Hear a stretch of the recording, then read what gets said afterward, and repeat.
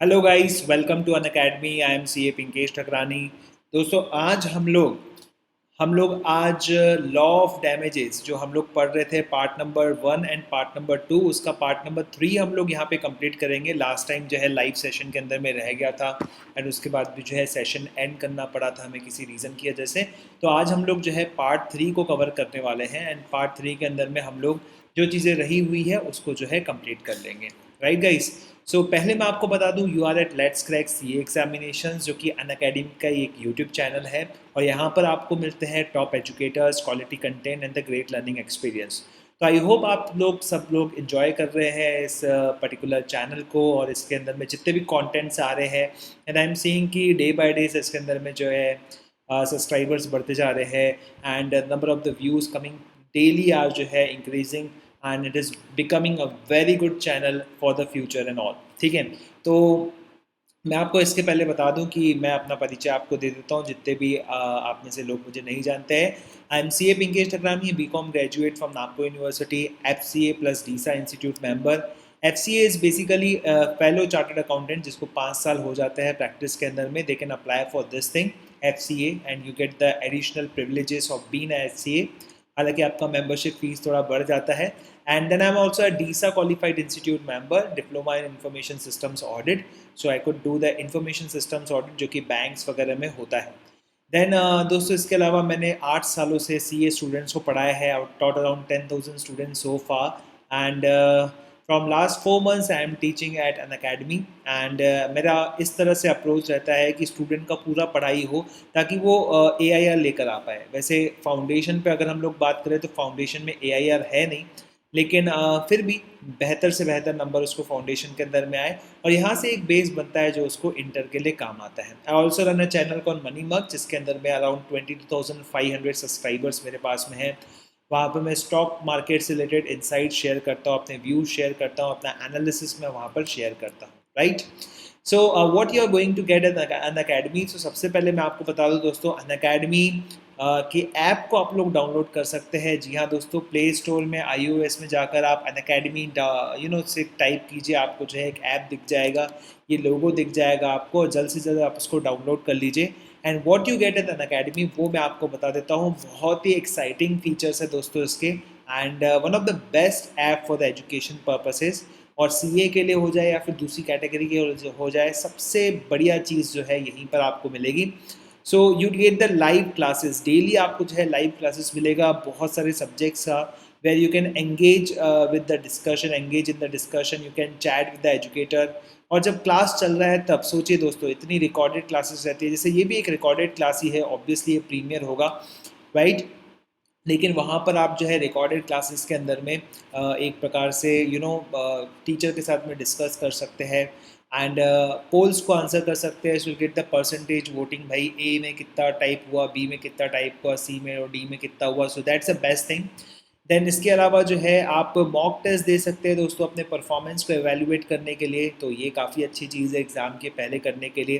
Then you also get the structured courses where you can prepare your exam. जो भी आपका target है उसको अचीव करने के लिए गेट द स्ट्रक्चर्ड कोर्सेज। आप किसी भी टॉपिक पर जो है नेविगेट कर सकते हैं, उसको बार बार देख सकते हैं। The best thing is you have the unlimited access. काफ़ी सारे ऐसे टीचर्स हैं जो कि सीडीज़ वगैरह निकालते हैं, बेशक उनका कंटेंट अच्छा होगा, लेकिन एक बहुत माइनस पॉइंट ये है कि अनलिमिटेड एक्सेस नहीं है, कितनी भी बार नहीं देख सकते। राइट। तो ये जो है चीज़ पूरी तरह से दूर हो जाती है अन अकेडमी प्लेटफॉर्म के अंदर में। काफ़ी अच्छी कनेक्टिविटी रहती है, काफ़ी अच्छे white board and black board tools वगैरह अवेलेबल रहते हैं, तो टीचर के लिए भी काफ़ी अच्छा हो जाता है एंड स्टूडेंट के लिए भी काफ़ी अच्छा हो जाता है। And the best part is this one, yes the best part is कि when you go through this app, आपको जो है प्लस सब्सक्रिप्शन लेना पड़ेगा। फिलहाल के कुछ दिनों के लिए हो सकता है कि वो फ्री हो, लेकिन उसके बाद में जो है आपको प्लस सब्सक्रिप्शन लेना पड़ेगा। And in the plus subscription you are going to get a lot of benefits by paying very small fraction of the fee, right? Actually it is very small। तो पहले तो मैं आपको बता दूं कि मैं प्लस पर भी आता हूं दोस्तों, और इसके अलावा लेट्स क्रैक सी एग्जामिनेशन जो यूट्यूब चैनल है उसके अंदर मैं आता हूं। ये जो बेनिफिट्स है दोस्तों प्लस ज्वाइन करने के, ये फाउंडेशन प्लस इंटरमीडिएट दोनों के हैं। So that the best part. जहाँ फाउंडेशन की फीस आपको नॉर्मली आप क्लासेस में जाते हो तो 35 to 40,000 पड़ता है, और इंटर में जाते हो तो लगभग 150K, 1.5 लाख रुपए लग जाता है। इन दोनों को मिला दो तो कहीं ना कहीं 200 की आपको जो है फ़ीस भरना पड़ता है। 2 लाख रुपए का फ़ीस वो आपको अनअकैडमी प्रोवाइड करता है 788 rupees per month. Yes guys, सिर्फ 788 रुपीज़ पर मंथ 24 मंथ्स के लिए आपको मिलता है 18,900 रुपीज़ के लिए। तो ये अनबिलीवेबल है। एंड मेरे समय ये रहता था तो बेस्ट ऑप्शन रहता था, बिकॉज मैं थोड़े दूर दराज के इलाके से आता हूँ और ऐसे केस के अंदर में अगर मेरे को अच्छा जो है एजुकेशन मिल रहा है तो मैं इसको जो है ज़रूर ऑप्ट करता था। हालांकि अभी मैं सीए बन गया हूँ, लेकिन बाकी सभी बहुत सारी कैटेगरीज है जिसके अंदर में मैं पढ़ाई कर सकता हूँ। जैसे यूपीएससी वगैरह हो गया तो वहाँ पे जो है एज लिमिट अभी भी 32 है, तो I can go and study there. लेकिन स्टिल ओके, मैं I am in employment, so I am not feeling like कि ज्वाइन करना चाहिए कि नहीं करना चाहिए। ऑल सो यहाँ पर आपको जो है 10% ऑफ तभी मिलता है जब आप मेरे कोड को इस्तेमाल करते हैं, दैट इज़ PINKESH, राइट। और यहाँ पर 1 महीने से लेकर 24 मंथ्स के प्लान हैं, और मेरे हिसाब से आपको जो है कम से कम 12 मंथ्स का प्लान कंसीडर करना चाहिए। हालांकि बेस्ट प्लान रहेगा 24 मंथ्स का, जो कि 788 रुपीज़ पर मंथ रहेगा, राइट। ना गाइस, आप मेरे से कहाँ कहाँ मिल सकते हैं, तो जैसे मैंने आपको बताया कि अनअकैडमी प्लस में तो आप मेरे से मिल सकते हैं। वहाँ पे हम लोग फ्री लाइव क्लासेस भी लेते हैं, तो काफ़ी सारी फ्री लाइव क्लासेस वहाँ पे ऑलरेडी रिकॉर्डेड करके अवेलेबल है, तो आप उनको वॉच कर सकते हैं। लेकिन हम वहाँ पे रेगुलर नहीं आ सकते, साथ ही साथ हम लोग जो है यूट्यूब में भी रेगुलर नहीं आ सकते, तो हम लोग जो है प्लस में ज़्यादा एक्टिव रहते हैं और यहाँ पर सबसे ज़्यादा कॉन्टेंट हम लोग अपलोड करते हैं। सो इसीलिए प्लस ज्वाइन करना इंपॉर्टेंट हो जाता है। लेट्स क्रैक सी एग्ज़ाम में भी आता हूँ, और आपको अगर प्लस सब्सक्रिप्शन लेना है तो आप 10% ऑफ के लिए जो है मेरा कोड इस्तेमाल कर सकते हैं PINKESH। और रेफरल कोड की हम लोग बात करें तो दोस्तों आप SP पिंकेश करके जो है रेफरल कोड इस्तेमाल कर सकते हैं if you are already there in the plus platform, ठीक है। तो आप किसी और को रेफर करेंगे तो वहाँ पे आपको जो है एडिशनल आवर्स या फिर एडिशनल डेज या मंथ्स मिल सकते हैं, according to like which category, like जो बंदे को आपने रेफ़र किया है वो कौन सा जो है प्लान लेता है उसके हिसाब से। So these are two codes, Pinkesh and SP Pinkesh. You can use it for own purposes or for the referral purposes, right? So एक बार मैं चेक कर लेता हूँ if the recording is going properly or not. Okay, just let me see. Okay, yeah. So yeah, recording is going on. That's it. Okay. सो देखिए दोस्तों, हमने जो है लॉ ऑफ कॉन्ट्रैक्ट पढ़ा है, इसके बारे में जो 2 लेक्चर्स है ऑलरेडी इस पर्टिकुलर चैनल पे आपको अवेलेबल हो जाएंगे, तो आप जो है उसको देख सकते हैं एक बार जाकर, ठीक है। तो उसके रिस्पेक्ट में जो है मैं आपको बहुत ज़्यादा चीज़ें रिवाइज़ करवाना चाहता हूँ, लेकिन मैं आपको जो है अभी रिवाइज़ नहीं करवाऊँगा। पहले वो टॉपिक हम लोग कवर कर लेंगे, उसके बाद की चीज़ें हम लोग रिवाइज़ कर सकते हैं, ठीक है। थोड़ी सी बातें बस मैं आपको बता देना चाहता हूँ कि लॉ ऑफ डैमेजेस मैं ऐसा क्यों कह रहा हूँ, राइट। बिकॉज इसके अंदर में हम लोग जो सेक्शंस हैं इनके, ठीक है, जो कि हमारे कॉन्ट्रैक्ट एक्ट के सेक्शंस है, वो सेक्शंस तो हम लोग पढ़ेंगे ही दोस्तों, साथ ही साथ हम इसके अंदर में जो है केस लॉस भी कवर करते हैं। हालांकि ये क्लास नंबर 1 और 2 के अंदर में ऑलरेडी कवर हो चुका है, तो आप लोग वहाँ पर जाकर देख सकते हैं, कोई दिक्कत नहीं है, ठीक है। तो ये शुरू होता है बेटा कहानी ब्रीच ऑफ द कॉन्ट्रैक्ट से। कॉन्ट्रैक्ट करते बेटा 2 पार्टीज जो है कॉन्ट्रैक्ट करती है, और एक कॉन्ट्रैक्ट होने के बाद में जो है कोई ना कोई एक पार्टी जो है दगाबाजी कर सकती है, ठीक है। अगर किसी एक पार्टी ने दगाबाजी की है तो ऑब्वियसली उसको क्या कहा जाता है, ब्रीच कहा जाता है। अगर टाइम पर ब्रीच कहा है तो उसको एक्चुअल ब्रीच कहते हैं, और अगर पहले से ही पता चल गया, एडवांस में ही पता चल गया, हो सकता है उस पार्टी ने बता दिया, तो उसको हम लोग एंटीसिपेटरी ब्रीच कहते हैं। अब जब भी ब्रीच होता है ना दोस्तों, तो ब्रीच के लिए आपके पास में क्या उपाय है, आप क्या कर सकते हो, ठीक है। एक पार्टी होती है जिसको हम बोलेंगे डिफॉल्टिंग पार्टी, जिसने जो है डिफॉल्ट कर दिया, समझ में है कि नहीं। दूसरी पार्टी होती है जिसके साथ ये धोखा हुआ है, उसको हम लोग क्या बोलते हैं, एग्रीव्ड पार्टी, ठीक है, जिसको दुख हुआ है, भाई डिफॉल्ट हुआ है। इस पार्टी को क्या कहा जाता है बेटा, इसको कहा जाता है प्लेंटिफ। और इस पार्टी को, जिसको अपने आप को डिफेंड करना है अगेंस्ट द प्लेंटिफ, उसको क्या बोलते हैं, डिफेंडेंट, राइट। तो ये वर्ड्स हमको जो है काम आने वाले हैं। इसको और कह सकते हैं भाई कंप्लेंट करने वाला वाला कंप्लेंटेंट, इस तरह से भी हम लोग इसको बोल सकते हैं। तो ब्रीच हुआ है, ब्रीच के बाद में हमको क्या करना है, कुछ ना कुछ रेमेडीज हमारे पास में होनी चाहिए। वी शुड हैव सम उपाय, हमारे पास में क्या कोर्स ऑफ एक्शन रह जाता है। So we have to take that course of action. For example भाई, आपके खिलाफ ड्रग्स का केस चल रहा है, आजकल बहुत चल रहा है ना मीडिया के अंदर में। So what's your course of action, okay. So you will appoint advocate, आप अपॉइंट करोगे, फिर जो है उसके बाद में क्रॉस क्वेश्चनिंग वगैरह, दिस कोर्स ऑफ एक्शन। तो हर चीज़ के लिए कुछ ना कुछ कोर्स ऑफ एक्शन रहता है। तो लॉ ने आपको कौन सा कोर्स ऑफ एक्शन दिया है, जब सामने वाले बंदे ने ब्रीच किया है। तो मैंने आपको पिछले लेक्चर्स के अंदर में बताया है कि 5 तरह के कोर्स ऑफ एक्शंस रहेंगे और ये 5 आपको अच्छी तरह से याद करने हैं। Number 1 is suit for damages, number 2 is recession of the contract, number 3 is suit for the specific performance, number 4 is suit for injunction और सबसे आखिर में आता है दोस्तों सूट फॉर क्वांटम मेरिट। अब ये हमने पूरा का पूरा कवर कर लिया है, we have covered this all, ठीक है। वैसे ये लॉ ऑफ डैमेजेस का पार्ट था, ठीक है, ये पूरा कवर हो चुका है। रिसेशन ऑफ द कॉन्ट्रैक्ट भी पूरा का पूरा कवर हो चुका है। बच्चे कौन से बेटा, ये 3 कॉन्सेप्ट बचे हैं जो अगले कुछ समय के अंदर में मैं आपको समझा दूंगा। उसके बाद अगर टाइम बचता है तो I have target for 120 minutes. तो अगर इसके अलावा जो है टाइम अपने पास में बचता है तो हम लोग जो है इसको थोड़ा थोड़ा रिवाइज कर देंगे, ठीक है। तो suit for specific performance, injunction और क्वांटम मेरिट, इसको हम लोग कवर करेंगे। जो सूट ऑफ डैमेजेस है उसके अंदर में हम लोग ordinary damages, special damages, vindictive damages या फिर नॉमिनल डैमेजेस या फिर जो है प्री फिक्स्ड डैमेजेस जिसके अंदर में आता है लिक्विडेटेड डैमेजेस और पेनाल्टी, इसको जो है हम लोग पूरी तरह से कवर कर चुके हैं। तो ये मैं आपको बाद में रिवाइज करवा दूंगा। तब तक जो स्टूडेंट्स ऑलरेडी पार्ट नंबर 1 और पार्ट नंबर 2 कर चुके हैं वो लोग जो है सबसे पहले ये 3 चीज़ें जो है कवर कर लेंगे। उसके बाद में अगर उनको रिवाइज करना है तो ये सभी चीज़ें भी इसी लेक्चर के अंदर में रिवाइज हो जाएगी, ठीक है। तो मैं स्ट्रेट अवे शुरुआत करता हूँ किससे बेटा, स्पेसिफिक परफॉर्मेंस से, देन भी जाएंगे इंजंक्शन और उसके बाद में क्वांटम मेरिट पे जाएंगे। ये बड़ा टॉपिक है, बाकी जो है छोटे छोटे टॉपिक्स, ठीक है। सो मैं सीधा जो है स्ट्रेट जाता हूँ यहाँ पर। I will go to slide number 31। Yes, I remember somehow, ठीक है। ये देखिए इस तरह से हमने इसको पढ़ा है, ठीक है। You can see how we have covered this all, ठीक है। इस तरह से कलरफुल तरीके से हमने इसको पढ़ा था। अगर आपको याद होगा तो I could show you this side. इसके अंदर में हार्डले वर्सेस बैक्सनडेल है कि हार्डले अपनी फैक्ट्री जो है बैक्सनडेल को देता है, उसमें फिर उसके बाद वो डैमेजेस वगैरह मांगता है, कौन कौन से डैमेजेस मिलेंगे। तो ये सभी चीज़ें हमने ऑलरेडी कवर कर चुकी है। तो इसके बारे में मैं आपको रिवीजन भले करवा दूंगा, लेकिन पहले उन वाले स्टूडेंट्स के लिए जो कि पार्ट नंबर 1 और पार्ट नंबर 2 ऑलरेडी कवर कर चुके हैं। तो मैं आगे बढ़ जाता हूँ यहाँ पर। So here I have specific performance, just wait, yes. So यहाँ पे स्क्रीनशॉट्स जितने भी लिए हुए मैंने जो है आपके मॉड्यूल से लिए हुए हैं, आईसीआई के मॉड्यूल से मैंने जो है लिए हुए हैं। तो आप मॉड्यूल रेफर कर सकते हो। उसके अलावा जो एडिशनल मैटर है वो पूरा का पूरा यहाँ पर प्रेजेंट रहता है, ठीक है।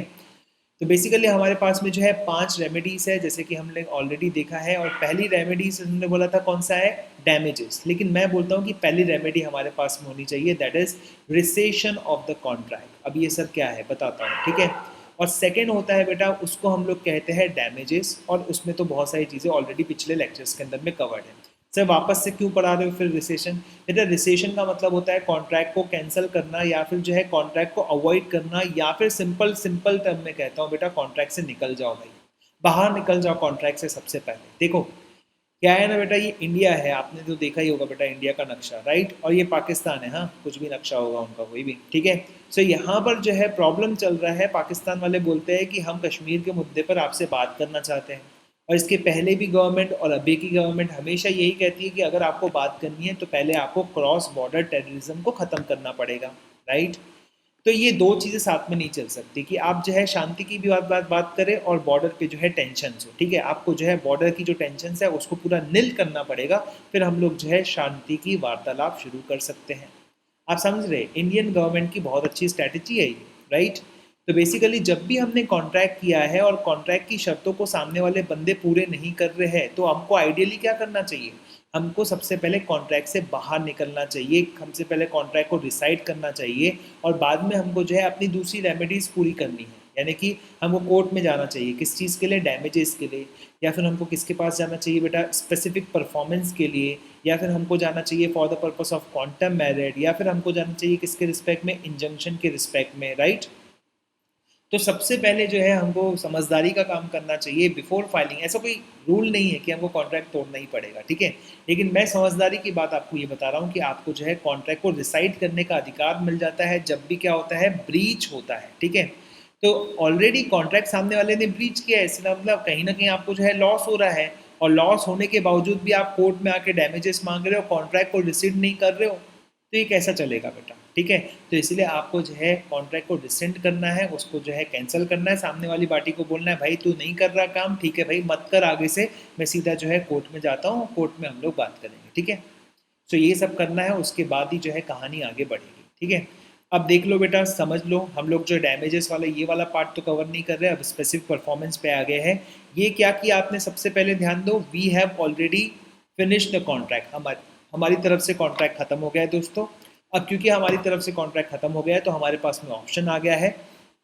तो हमने सबसे पहला ऑप्शन कौन सा एक्सरसाइज करना है बेटा, हमको क्या करना है, डैमेजेस क्लेम करना है। ठीक है, लेकिन कई जगह पर डैमेजेस जो है शायद एक एडिक्वेट रेमेडी नहीं है। एडिक्वेट रेमेडी मतलब एक एडिक्वेट रिलीफ नहीं है। एग्जाम्पल बताता हूँ दोस्तों मैं आप लोगों को। ठीक है, ये आपका शहर है बेटा, और इस शहर में नहीं बेटा, शहर से कोसों दूर, ठीक है, 30 किलोमीटर दूर चले जाते हैं, वहाँ पर किसी बंदे ने घर बनाया है और मैंने उसको बोला कि भाई ये 50 लाख रुपए में मेरे को घर देगा क्या, हमारा कॉन्ट्रैक्ट तय हो गया 50 लाख रुपए में।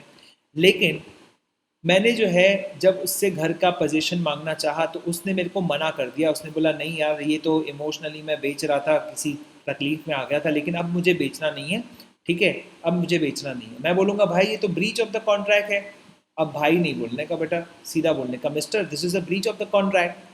हाँ भाई ब्रीच ऑफ द कॉन्ट्रैक्ट है, चलो ठीक है। सबसे पहला मेरे दिमाग में क्या आएगा कि मेरा जो लॉस हुआ है इससे, तो मैं क्या कर लूँ, डैमेजेस क्लेम कर लूँ। समझ में आया कि नहीं आया? लेकिन प्रॉब्लम क्या है ना, मैं डैमेजेस कैलकुलेट कैसे करूँ? ठीक है, डैमेजेस कैलकुलेट करने का बेस्ट फॉर्मूला क्या है, मैंने आपको इसके पहले भी बताया है। ऑर्डिनरी डैमेजेस जो मेरे को मिलने वाले हैं, what are ordinary damages, that are damages which are naturally arising out of the contract. ठीक है, out of the breach of the contract. Okay, so it is very simple. ठीक है, इसको कैसे कैलकुलेट करते हैं, इसको सर कैलकुलेट करते हैं कॉन्ट्रैक्ट प्राइस, ठीक है, जो भी कॉन्ट्रैक्ट प्राइस था माइनस मार्केट प्राइस। ठीक है, ऊपर नीचे कर लेना। ठीक है, प्लस आंकड़ा निकालने के लिए, लॉस निकालने के लिए, कभी मार्केट प्राइस माइनस कॉन्ट्रैक्ट होगा, कभी कॉन्ट्रैक्ट प्राइस माइनस होगा, जो भी इसका डिफरेंस आता है, the difference between the market price and the contract price, it is nothing but the damages. मान लो यही घर जो है कहीं दूसरी जगह पर मैं घर अभी कीमत में लेता था, 60 लाख रुपीस में मिलता था, तो 60 माइनस 50 कितना होता था, 10 लाख। लेकिन ये शहर कितने किलोमीटर दूर है, 30 किलोमीटर दूर है, आजू बाजू में कोई घर नहीं है, उसके 5 किलोमीटर डायमीटर एरिया के अंदर में कोई भी सब घर नहीं है सर। तो मैं मार्केट प्राइस लाऊं कहाँ से, मैं मार्केट प्राइस नहीं ला सकता, राइट। तो मैं डैमेजेस कैलकुलेट नहीं कर सकता। सो सर इसका मतलब इस केस के अंदर में डैमेजेस आपको चाहिए, लेकिन आप जो है ये नहीं बता सकते कि डैमेजेस कितने हैं, आप ये नहीं बता सकते कि डैमेजेस कितने हैं। तो डैमेजेस हम लोग यहाँ क्या नहीं कर सकते दोस्तों, यहाँ पे कैलकुलेट नहीं कर सकते। हम बोल सकते हैं कि भाई गलत चीज़ हुई है इसके अंदर में, ये बंदा जो है नहीं दे रहा है, इसकी कहीं ना कहीं कीमत बढ़ गई होगी, या फिर मैंने जो है उसके रिस्पेक्ट में बहुत ज़्यादा खर्चा कर दिया होगा, लोगों को बता दिया होगा, बहुत सारी चीज़ें, but I can not calculate the damages. ठीक है, सेकेंड केस देखिए क्या हो सकता है। मान लीजिए दोस्तों यहाँ पे कोई दूसरा घर रहता था, ठीक है, और ये गांव के अंदर में बहुत बड़ी फैक्ट्री आने की खबर आ गई, जिसकी वजह से ये 50 लाख की प्रॉपर्टी कितने की हो गई, 5 करोड़ रुपए की हो गई। अब आप डैमेजेस कैलकुलेट करोगे, 5 करोड़ माइनस 50 करोड़ आप माइनस कर दो, तो इसका मतलब हो जाता है लगभग 4.5 करोड़।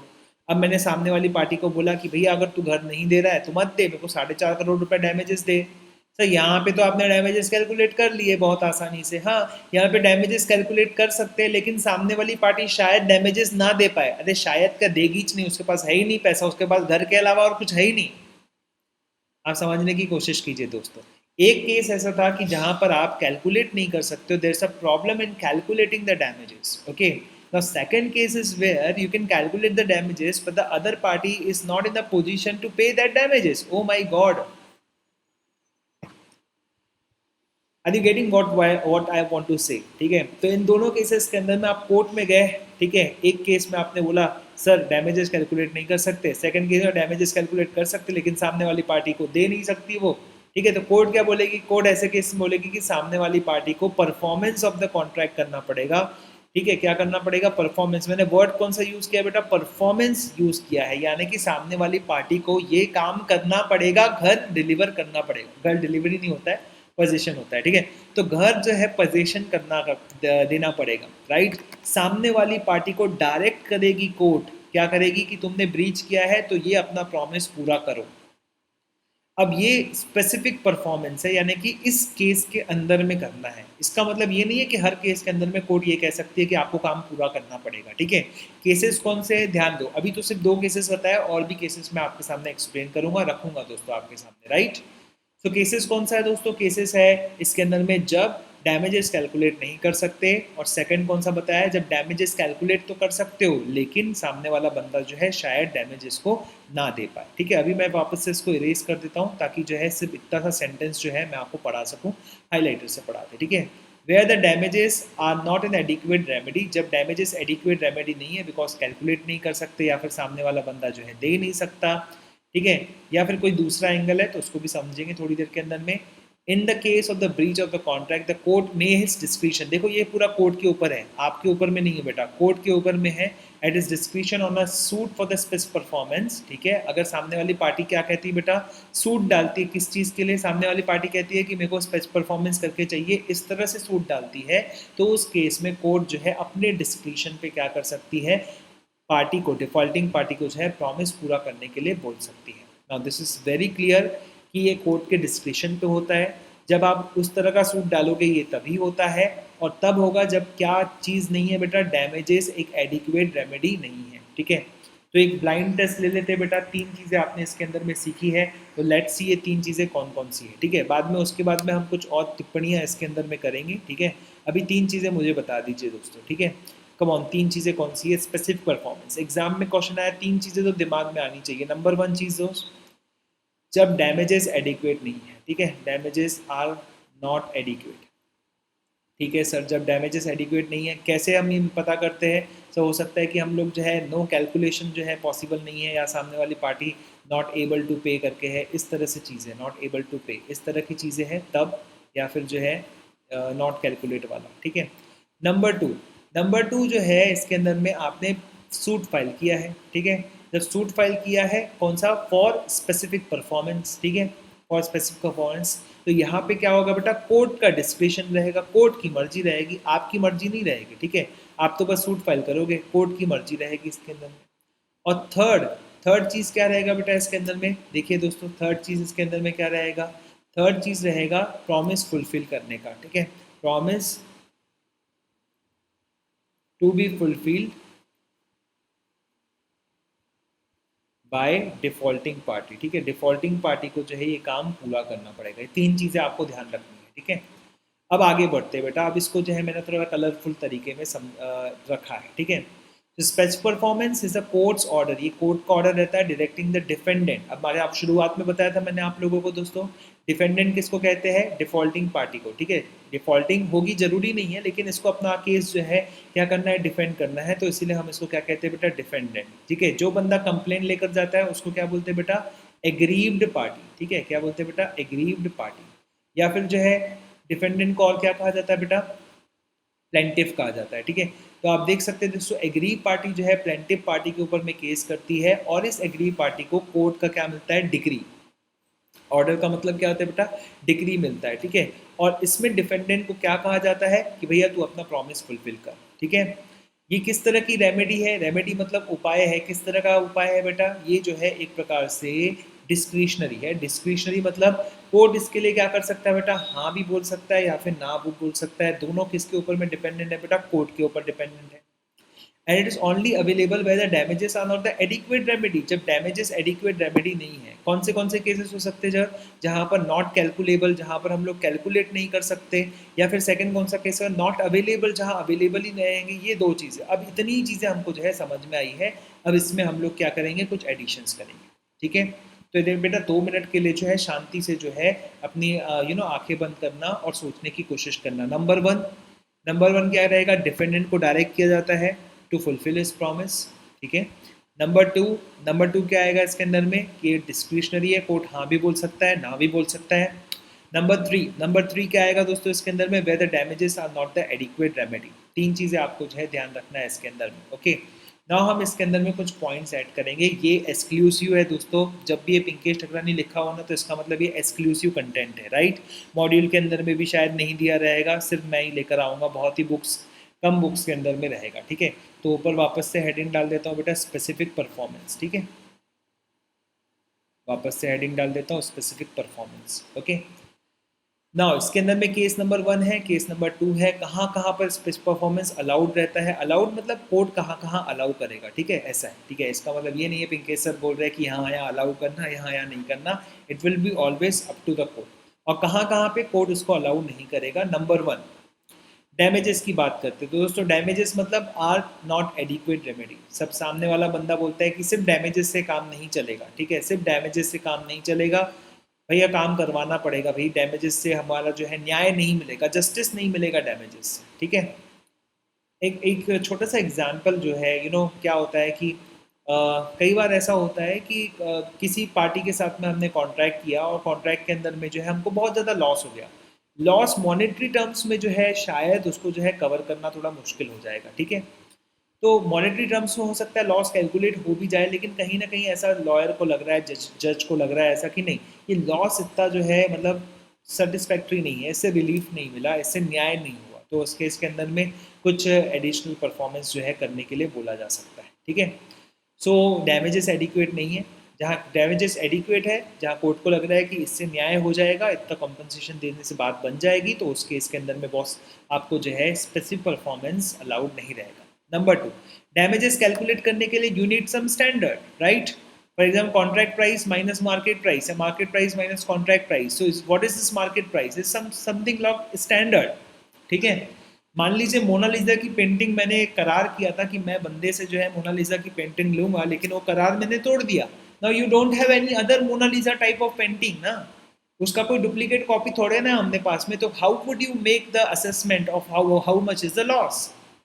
बहुत मुश्किल है भाई। अगर मैं एक ताजमहल देखता हूँ तो आप ताजमहल की कीमत निकालिए, यदि आपको बोलूँगा, ठीक है, तो आप में से कोई बंदा आ जाएगा, देखो मार्बल जो है इतना स्क्वायर फुट है, तो दिस इज़ द स्टैंडर्ड, इसके हिसाब से ताजमहल जो है इतने स्क्वायर फीट में बना हुआ है, तो इसके हिसाब से जो है इतना पैसा लगेगा, ब्ला ब्ला ब्ला ब्ला।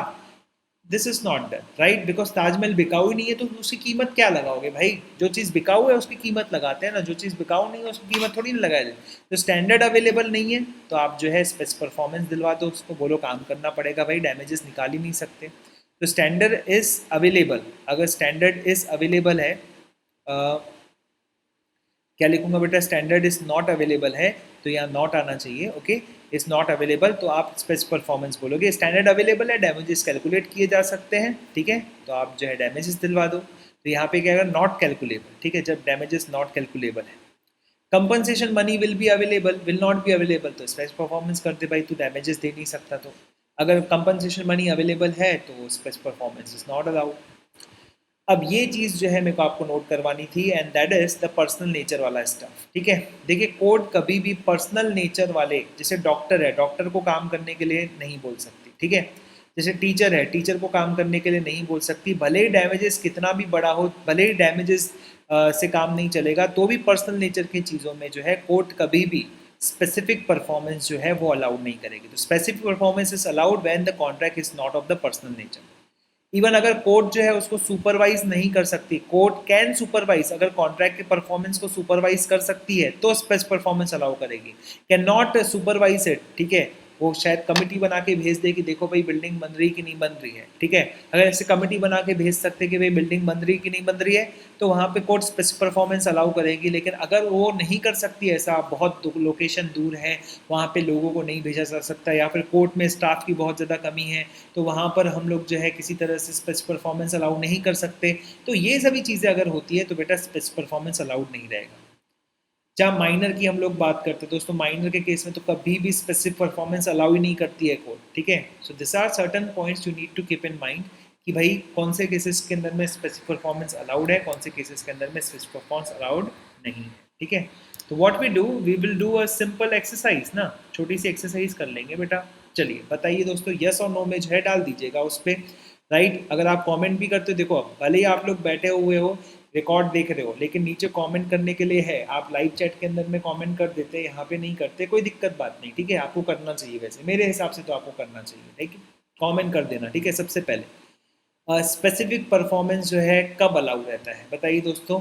सबसे पहले when damages are not adequate remedy, जब डैमेजेस एडिक्वेट रेमेडी नहीं है तब, ठीक है।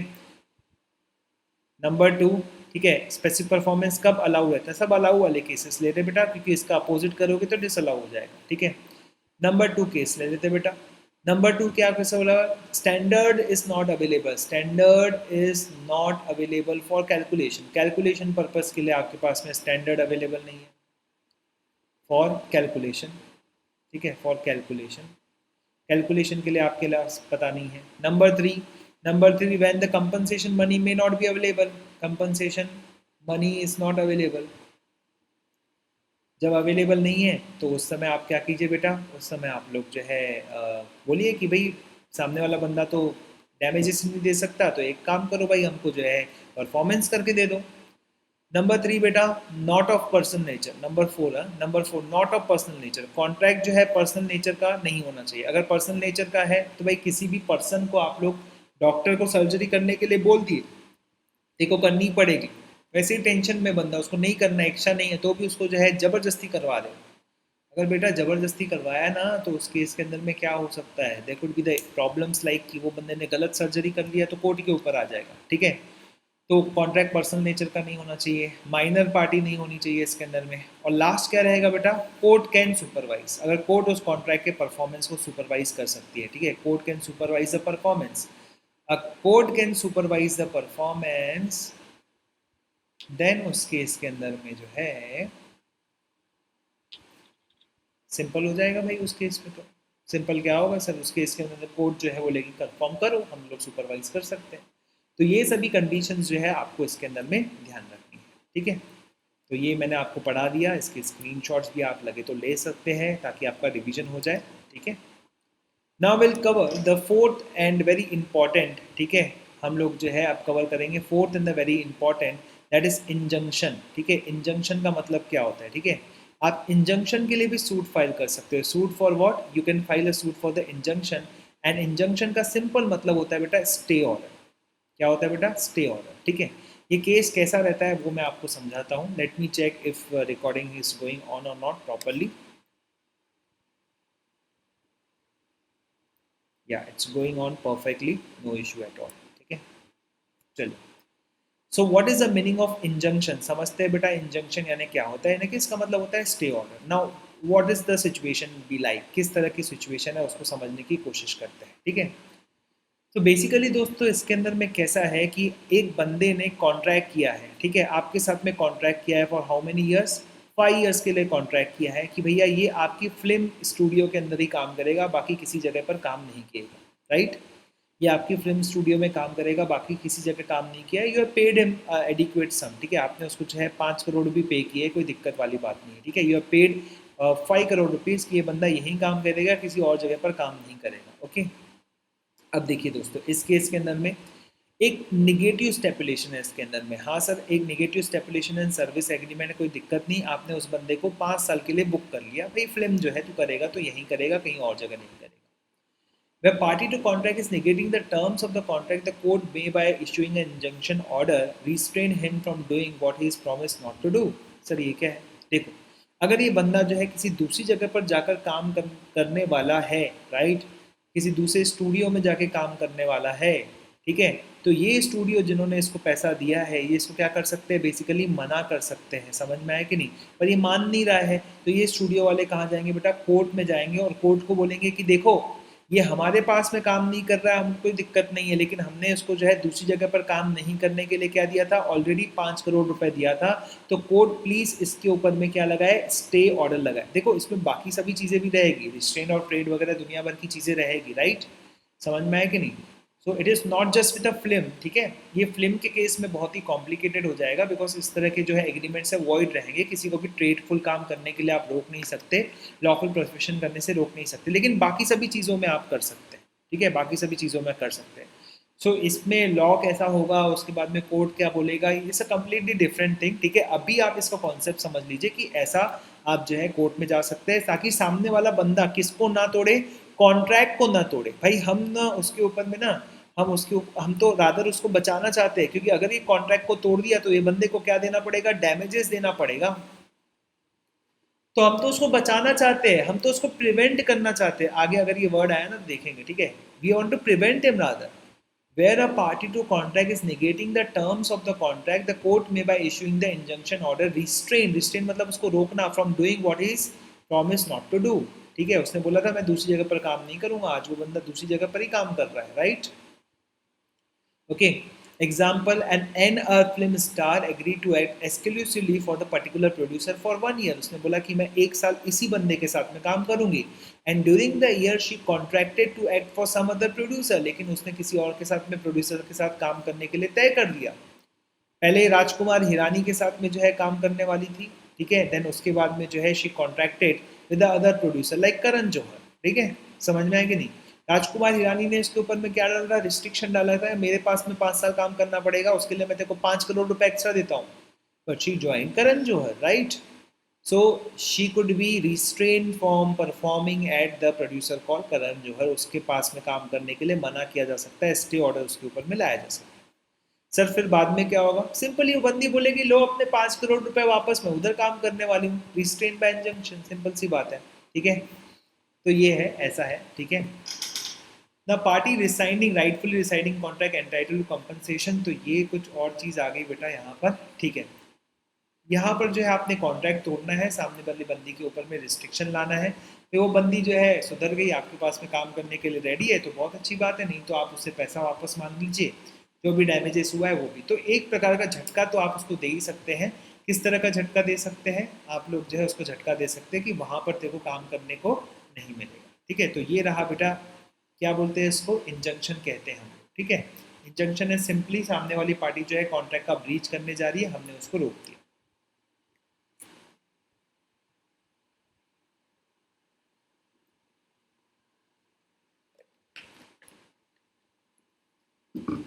ओके, अब देखते हैं दोस्तों, हम लोग जो है हमारे पास में कितनी चीज़ें थी, हमारे पास में कुल मिला के 5 चीज़ें थी. तो हम देख लेते हैं कौन कौन सी चीज़ कवर कर ली हमने. तो ये तो प्रीवियस लेक्चर्स के अंदर में हो गया. Suit for the damages, recession of the contract, अभी थोड़ा सा मैंने आपको समझा दिया. Suit for the space performance, ये भी आपको थोड़ा सा समझा दिया मैंने. सूट फॉर इंजंक्शन, ये भी समझा दिया. और अब से सबसे बड़ा टॉपिक आ रहा है, हालांकि ज़्यादा बड़ा नहीं है, उसको हम लोग पढ़ेंगे क्वांटम मैरिट. ठीक है, तो क्वांटम मैरिट का मतलब क्या होता है. ओके, अब मान लीजिए दोस्तों, आप जो है किसी बिल्डर को आपने बोला कि भैया मेरे लिए एक बिल्डिंग बना के दे और उसमें 5 फ्लोर बनाना. ठीक है, there should be 5 floors, 1 2 3 4 5, there should be 5 floors. Okay, और ये जो 5 फ्लोर्स है 1 2 3 4, ठीक है, इसका तय हो गया भैया कितना लगेगा, 5 लाख रुपए लगेगा. हर फ्लोर का 1 लाख रुपए के हिसाब से 5 लाख रुपए लगेगा. ठीक है, अब ये बंदे ने क्या किया बेटा, ये बंदे ने जो है बेसिकली 2 फ्लोर बनाया, उसके बाद में काम रोक दिया इसने. ये पहला फ्लोर बना हुआ था मान लो. ठीक है, इसने जो है 2 फ्लोर बनाया, उसके बाद में काम रोक दिया. अब ये बंदा आया, बोले सर मेरे को 5 लाख रुपए दो करके, राइट. आप उसको 5 लाख रुपए दोगे कि उसको जो है 3 लाख रुपए काट के दोगे. सर लॉजिकली बात करें तो उसके 3 लाख रुपए काट के हम उसको 2 ही लाख रुपए देंगे, क्योंकि जितना उसने काम किया उतना उसको जो है पैसा मिलेगा.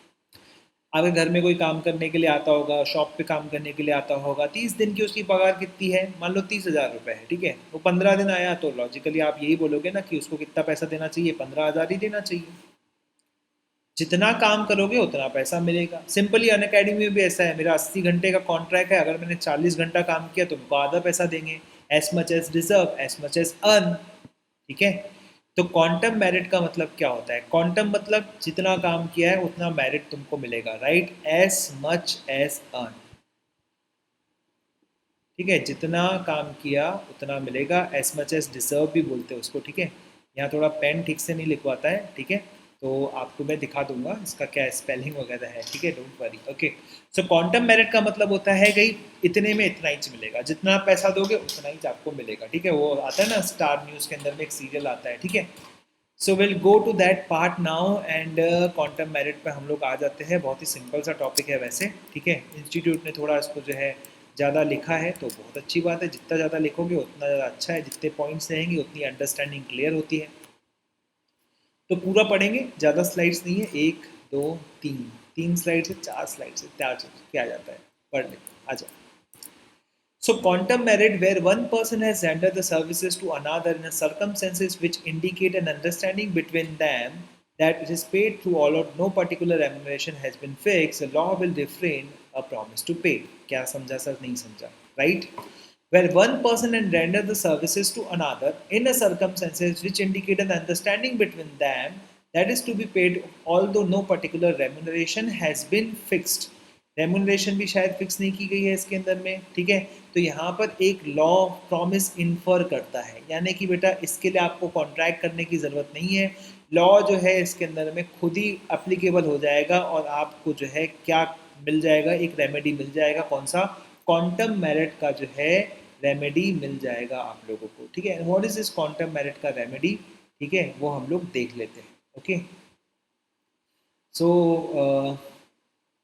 एक second, yes I got the message that somebody wants to come with me, okay, but उसे मना कर दी, okay, right, okay, see, quantum merit, so quantum merit मतलब होता है as much as the party doing the services has deserved, ठीक है, जितना काम किया है उतना आपको मिलने वाला है। वही कैसे बेटा, इन्फ्रेंस ऑफ लॉ है, इम्प्लाइड बाय लॉ बोल सकते हो आप लोग, ठीक है, लॉ ने ऐसा डाल दिया है, आपको तय नहीं करना है इसके बारे में, ठीक है। सो इट इज इम्प्लाइड, जैसे अपना इम्प्लाइड कंडीशंस ऑफ वारंटीज पढ़ते हैं ना सेल्स ऑफ गुड्स एक्ट के अंदर में, वैसा ही है एग्जैक्टली। आपको इसके लिए कोई बात नहीं करने का है, ऑलरेडी जो है लॉ ने आपको गिफ्ट करके दे दिया है, बंडल करके दे दिया भाई, कॉन्ट्रैक्ट के साथ में क्वांटम मेरिट फ्री। सो जितना काम किया बेटा उतना ही मिलेगा। It covers a case with the party injured by the breach had at the time of the breach has done, जो पार्टी जिसको जो है शायद कुछ इंजरी हुई होगी ब्रीच की वजह से, ठीक है, but not all of the work which is bound to do under the contract cease to be compensated the value of the work done। मान लीजिए दोस्तों मैं एक बिल्डर से बिल्डिंग बना रहा हूँ, मैंने उसको 5 फ्लोर बोला था और मैंने जो है सॉरी अगर मैं बिल्डर हूँ मान लो और मैंने 2 फ्लोर बना दिए 5 की जगह, तो मैं कितने का पैसा ले सकता हूँ, I deserve the money for the 2 floors, ठीक है। तो बेसिकली जो नॉन डिफॉल्टिंग पार्टी है ना वो बोलेगी भाई ठीक है क्वांटम मेरिट के बेसिस पे मुझे पैसे दो, या फिर मैं पैसे किस बेसिस पे दूंगा, क्वांटम मेरिट के बेसिस पे दूंगा, ठीक है। यहाँ पे 2 कंडीशंस है, देखते बेटा 2 कंडीशंस कौन सी है। सबसे पहला तो कॉन्ट्रैक्ट मस्ट बी डिस्चार्ज, भाई तय कर लेते भाई 2 बिल्डिंग के बाद 2 फ्लोर के बाद तुम मेरे से काम नहीं करवाने वाला, कॉन्ट्रैक्ट बंद कर, मैं बाद में काम नहीं करने वाला, तू अभी कभी हिसाब कर, ठीक है, 5 में से जो है 2 का पैसा दे दे तुम्हें, कॉन्ट्रैक्ट डिस्चार्ज। उसके बाद नहीं बनाऊंगा मैं, फिर अपन नया सा जो है कॉन्ट्रैक्ट करेंगे, फिर कभी बैठेंगे, दोस्ती वापस से बनेगी, मूड ठीक हो जाएगा, तब हम लोग बैठेंगे। The came must be bought by the party not in default, yes sir. पहले तो मैं बताया था आप लोगों को कॉन्ट्रैक्ट को क्या करना पड़ता है सर, रिसाइड करना पड़ता है। उसके बाद में ये पार्टी कौन सी होनी चाहिए, नॉन डिफॉल्टिंग पार्टी होनी चाहिए। जिस पार्टी ने डिफॉल्ट नहीं किया है वही बंदा जो है किसकी डिमांड करेगा बेटा, वो डिमांड करेगा क्वांटम मेरिट की, ठीक है। सर इस केसेस के डैमेजेस मिल सकते हैं क्या, मैं बताता हूँ ना कैसे मिलेंगे। 5 फ्लोर के लिए कितना बात हुआ, 5 लाख रुपए। मैंने कितना फ्लोर बनाया, 2 लाख रुपए के फ्लोर बनाया, 2 फ्लोर बनाया। उसके बाद सामने वाला बंदा बोलता है कि काम मत कर, मैं ठीक है मैं उसके पास पहुंच जाऊंगा, मैं दूसरी जगह पर काम करने जाता था तो मेरे को नॉर्मली जो है इतना इतना पैसा मिलता था, मान लो 10,000 रुपये मिलता था। आज तूने जो है मेरे को 10 दिन पहले ही जो है अनएम्प्लॉयड कर दिया, तो उसका 1 लाख रुपये देगी, ऑर्डिनरी डैमेजेस हो गया। अगर उस इंसान को पता रहता था ऑलरेडी कि मैं तेरे पास काम कर रहा हूँ, मैं दूसरी जगह से काम छोड़ कर आया हूँ जहाँ पर मुझे जो है 10 लाख रुपए का प्रॉफिट हो सकता था, स्पेशल डैमेजेस हो गया, 12 लाख रुपए ले लूंगा उससे, समझ रहे हैं। तो सर ये डैमेजेस के साथ में ये भी रेमेडी मिलती है क्या, हाँ ऐसा कब बोला मैंने कि ये रेमेडी लोगे तो ये नहीं मिलेगा। ऐसा कोई रूल है क्या कि आप सब्जी मार्केट में जाओगे, आप प्याज ले रहे हो तो आप आलू नहीं ले सकते, आलू ले रहे हो तो प्याज नहीं, जो पसंद है लो यार। एक बुक पढ़ी थी मैंने उसके अंदर में, ठीक है, rich versus poor. Rich thinking क्या होती है, पुअर थिंकिंग क्या होती है। रिच हमेशा सोचता है कि दोनों ले लेते हैं, why should not do both the work. और पुअर थिंकिंग क्या होती है, या तो ये करूंगा या तो वो करूंगा, ठीक है, इफ दिस और इफ दैट। तो इफ दिट आइदर और नहीं करने का बेटा, बोथ करने की कोशिश करने का, आइदर और नहीं करने का, ठीक है, आइदर और नहीं, ठीक है। हाँ ऐसा जरूरी है, कैसे आप कोई एक काम कर रहे हो तो उस पर जो है सबसे ज़्यादा कॉन्सेंट्रेट करो, ठीक है, सबसे ज़्यादा कॉन्सेंट्रेट, लेकिन बोथ अलाउड है इसके अंदर, ठीक है। तो आप डैमेजेस ले रहे हो प्लस आप इंजंक्शन कर रहे हो, बहुत अच्छा है, ठीक है। डैमेजेस ले रहे हो प्लस आप क्वांटम मेरिट कर रहे हो, ये भी ठीक है, लेकिन डैमेजेस के साथ में शायद स्पेसिफिक परफॉर्मेंस जो है उतना सूट नहीं करेगा, ठीक है, ये शायद सूट नहीं करेगा, लेकिन ये दोनों चीज़ें जो है चलती है, साथ में हो सकती है, ठीक है, राइट। अब इसके अंदर में ऐसा भी हो सकता है, ये तीनों भी हो सकता है कि एक ही केस के अंदर में आप डैमेजेस भी ले रहे हो, सामने वाले को कुछ काम करने से रोक भी रहे हो दूसरी जगह, और जितना आपने काम किया उसका आप लोग जो है क्वांटम मेरिट भी ले रहे हो, तो ऐसा भी पॉसिबल है। तो ये ओवरलैपिंग है। जैसे ऑफर रहता है ना बेटा, ऑफर कैसा हो सकता है, it could B general offer, ठीक है, general offer could be standing offer also, यानी कि कुछ ही समय के लिए वैलिड है जनरल ऑफर, राइट। तो इस तरह से भी हो सकता है, राइट। तो कोई बच्चे पूछते हैं चल ये तो जनरल है, आपने स्टैंडिंग कैसे बना दिया? भाई ओवरलैपिंग है ना भाई। ओवरलैपिंग का मतलब क्या होता है? दोनों हो सकता है भाई, ठीक है, दोनों हो सकता है। I could be a teacher at the same time I could be in practice, I also might be doing some kind of job, right? So it is so, it is there, okay? Now coming to this again, एक जो है आपके institute ने बड़ा सा paragraph दिया है जो छोटा लग रहा है, ठीक है। So object of allowing a quantum marriage is to recompensate the party, party को कंपनसेट करना, और पर्सन, पार्टी या पर्सन जो भी है, for the value of the work which is done. तो it depends upon how much work you have done, कितना काम आपने किया है, ठीक है। द डैमेजेस आर कंपनसेटरी, ठीक है। ये कैसा है बेटा? कंपनसेटरी है, ठीक है। डैमेजेस कैसे रहते हैं बेटा? कंपनसेटरी रहते हैं, आपको कंपनसेट करते हैं, आपको डैमेजेस हुआ है, ठीक है। यहाँ पर तो आपने काम कर लिया है, समझ में आया कि नहीं? इसलिए आपको क्या मिलता है बेटा? रिस्टिट्यूशनरी चीज़ें मिलती है, रिटर्न मिलता है, जितना आपने काम किया, जितना आपने पैसा लगा दिया वो। आप अलग से मांगो ना, डैमेजेस मिलेंगे ना, क्यों नहीं मिलेंगे, ठीक है। हुए हैं तो मिलेंगे, डैमेजेस हुए हैं तो मिलेंगे। यहाँ पर आपने जो सप्लाई कर दिया वो आपको रिटर्न मिल रहा है, ठीक है। So it is but reasonable compensation awarded on the implication of the contract to remunerate. Where a person orders for a wine merchant 12 bottles of the whiskey and 2 of the brandy, the purchaser accepts them. The purchaser must pay a reasonable price for the brandy. ठीक है। मान लो दोस्तों यहाँ पर obviously जो चीज़ें रहेगी बेटा कैसी रहेगी? रीजनेबल कंपनसेशन के बेसिस पे रहेगी, ठीक है। अब विस्की और ब्रांडी डाल दिया आपके इंस्टीट्यूट ने, सो 12 विस्की एंड 2 ब्रांडी, ठीक है। और इस केस में परचेसर एक्सेप्ट कर लेता है, ठीक है। तो ऐसे केस में रीजनेबल प्राइस जो है ब्रांडी का देना पड़ेगा, ठीक है। अब क्यों लिखा है ऐसा मेरे को समझ में नहीं आया। Person orders for the wine merchant 12 bottles of the whisky and 2 of the brandy, the purchaser accepts them, the purchaser must, यहाँ पर जो है हो सकता है कॉन्ट्रैक्ट के अंदर में पहले से लिखा नहीं हो प्राइस वगैरह, पूरा का पूरा एक्सेप्ट कर देता है, तो उस केस के अंदर में जो है रीजनेबल जो है आपको प्राइस पे करना पड़ेगा। वो what is the relevance of writing it here, I don't know. आपके इंस्टीट्यूट ने कुछ गड़बड़ की होगी इसके अंदर में, मे भी जल्दी जल्दी में लिख दिया होगा, ठीक है, या फिर कहीं से कॉपी लगा दिया होगा, जो भी हो सकता है, what ever.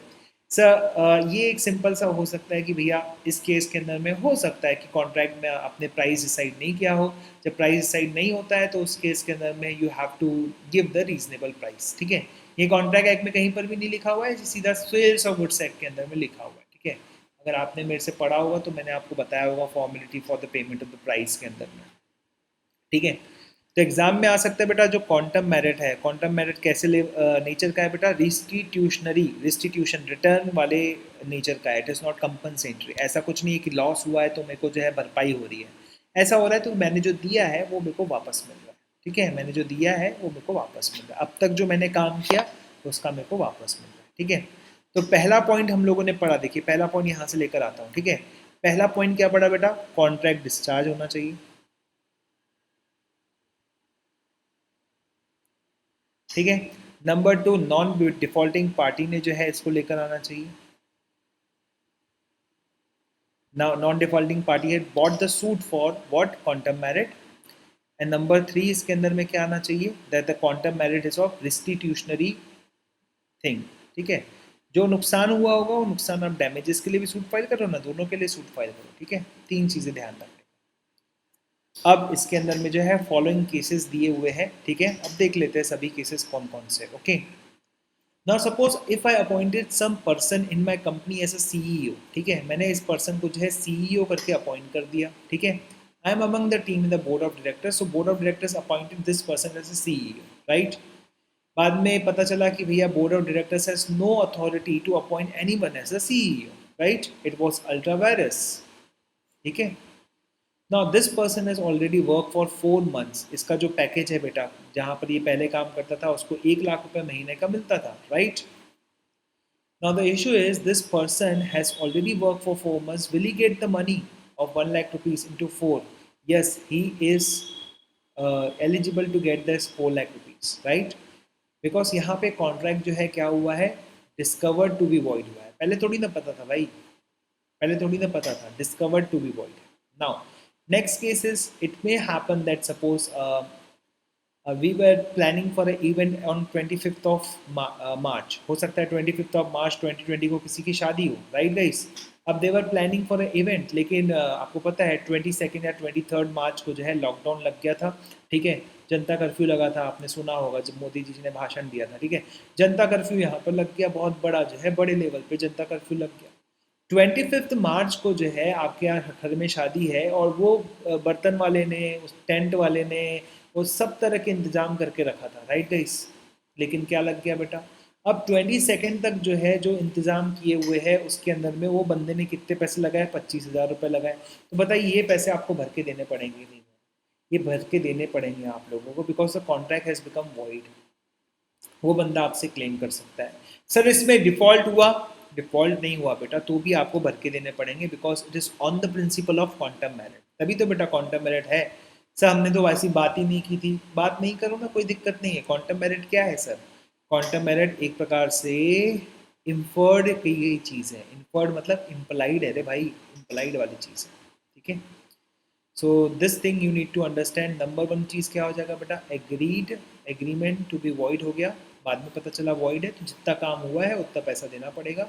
Second, contract becomes void है बिकॉज ऑफ द कॉन्ट्रैक्ट। कब वॉइड होता है? जब कोई लीगल वाली चीज़ क्या हो जाती है बेटा, इलीगल हो जाती है। जब पॉसिबल वाली चीज़ क्या हो जाती है सर जी, इम्पॉसिबल हो जाती है। जनता कर्फ्यू पॉसिबल वाली चीज़, और लीगल वाली चीज़ क्या हो गई, इलीगल हो गई, राइट। तो ये रहा पहला, जितना काम किया उतना आपको मिलेगा। Number two, where something is done without any intention to do is gratuitously। अरे बाप रे, ये कौन सी बड़ी चीज़ डाल दिया, ठीक है। विदाउट इंटेंशन टू डू ग्रेटुशियसली, इसका मतलब आप कुछ करना चाहते थे, और वो कैसी एक्टिविटी थी बेटा, नॉन ग्रेटुशियस एक्टिविटी थी, ठीक है, नॉट फॉर प्रॉफिट थी। सो फॉर एग्जाम्पल, आप जो है मंदिर बनाने के लिए जो है ईंटें सप्लाई कर रहे थे, और ये कैसी थी एक्टिविटी बेटा, इट वॉज फ्री वाला, ठीक है। आप क्या कर रहे थे बेटा, you are kind of a thing, you are doing some donation, you're doing some donation for the cause of a temple, or maybe church, or maybe any other thing, right? So any place of worship, okay। So basically दोस्तों, अब ये कैसा चीज़ है, non ग्रेटुशियस चीज़ है, ठीक है। सो यहाँ पर आपको अच्छे से ध्यान रखना है, नॉन ग्रेटुशियस एक्टिविटी के लिए आपको क्वांटम मेरिट नहीं मिलने वाला है।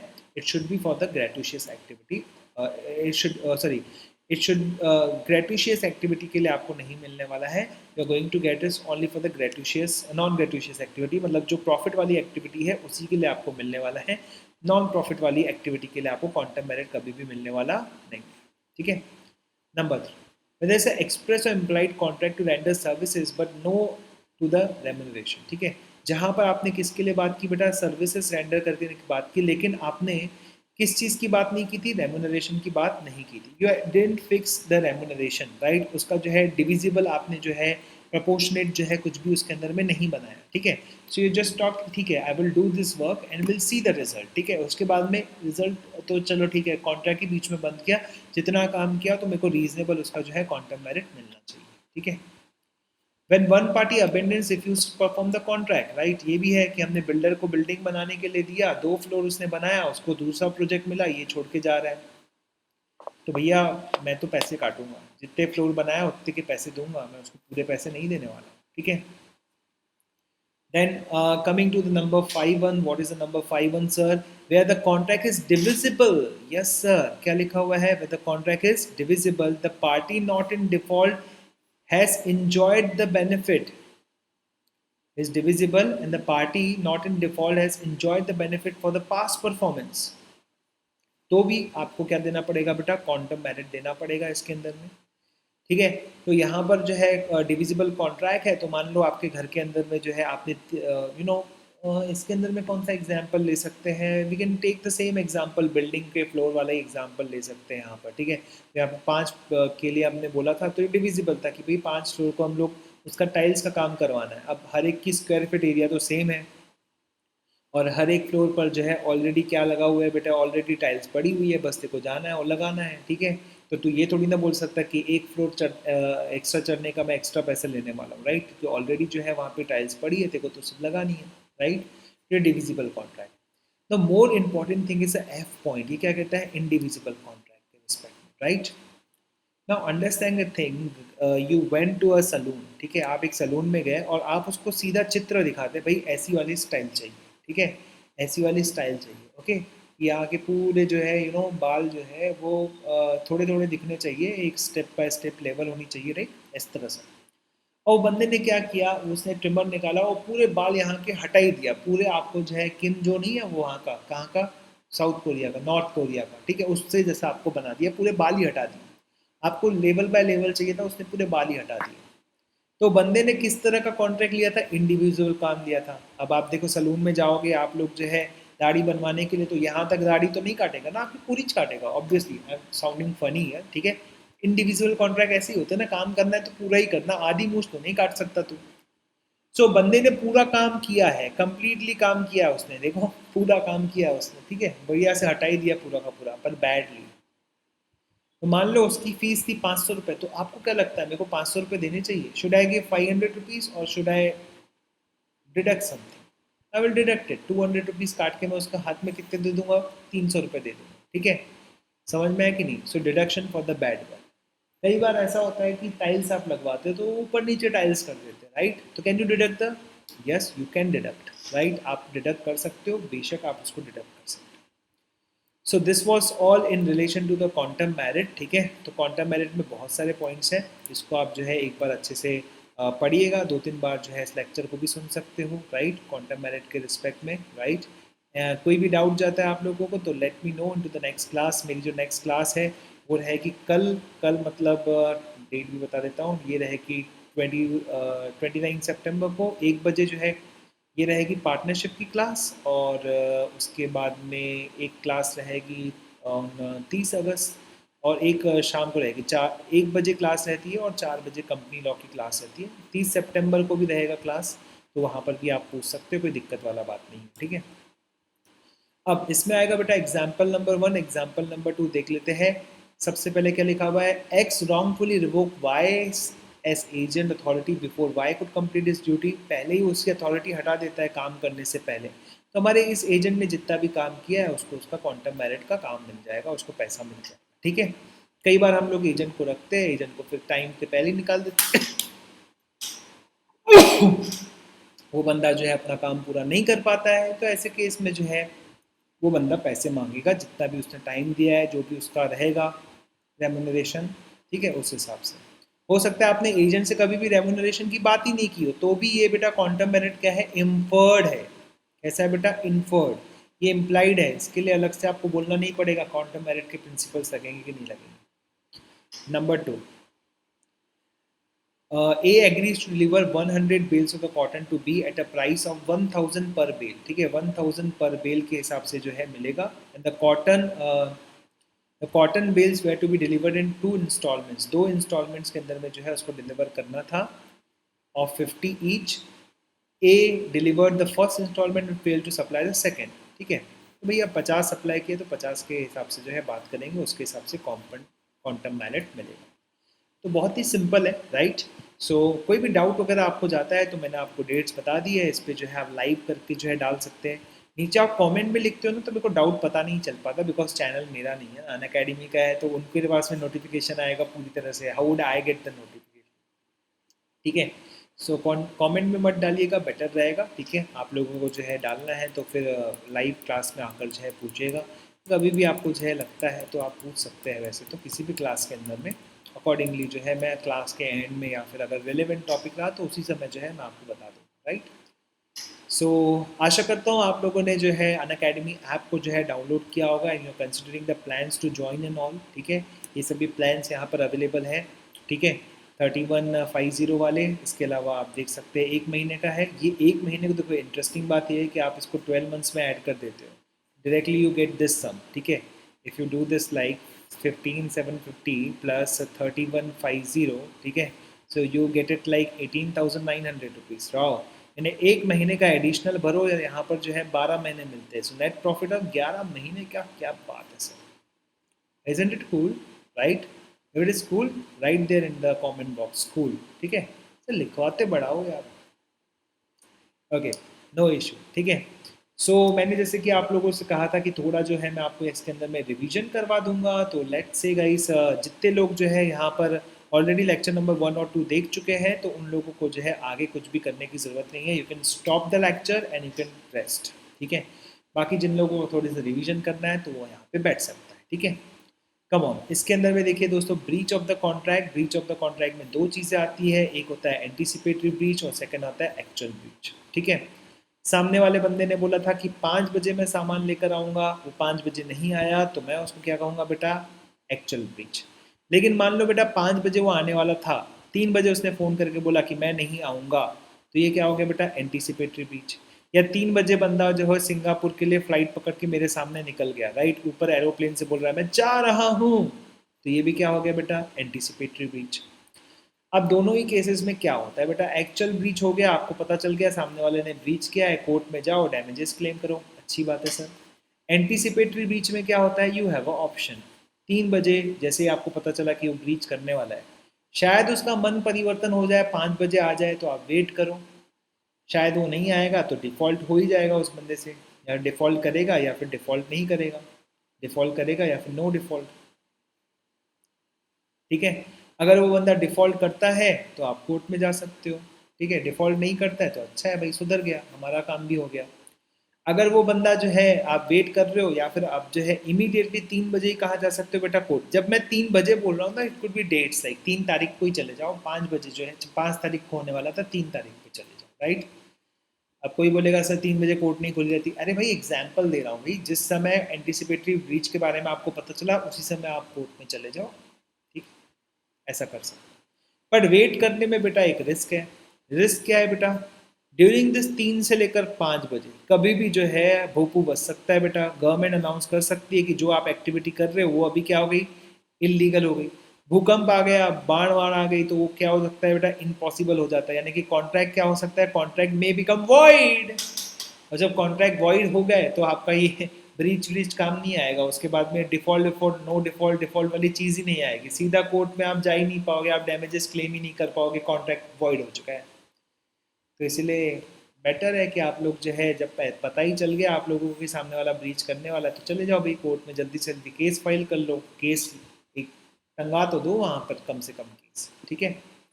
और एक बार आपने डिसाइड कर लिया कोर्ट में जाना है, क्यों जाना है, तो उसके लिए रेमेडीज है आपके पास में, अलग अलग सूट फाइल कर सकते हैं आप। Suit for damages, suit for recession, suit for, सबसे पहला तो भैया सूट नहीं है ये क्या है सर, पहले तो हम कॉन्ट्रैक्ट ही तोड़ देंगे, ठीक है।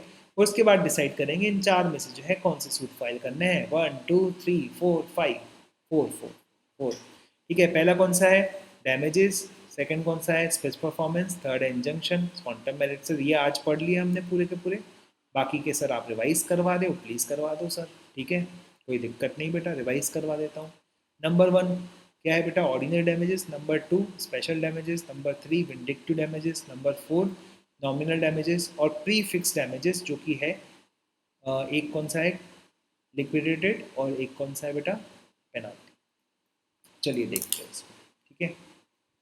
सो let me just see if proper recording हो रहा है कि नहीं हो रहा है। कई बार ऐसा होता है कि मैं रिकॉर्डिंग रुक गया है तो भी मैं पढ़ा रहा हूँ, so I am wasting my time energy. Okay, so it's 1 hour 2 minutes, already बहुत ज़्यादा हो गया है, ठीक है, फिर भी okay, wait a minute, I just sip some water.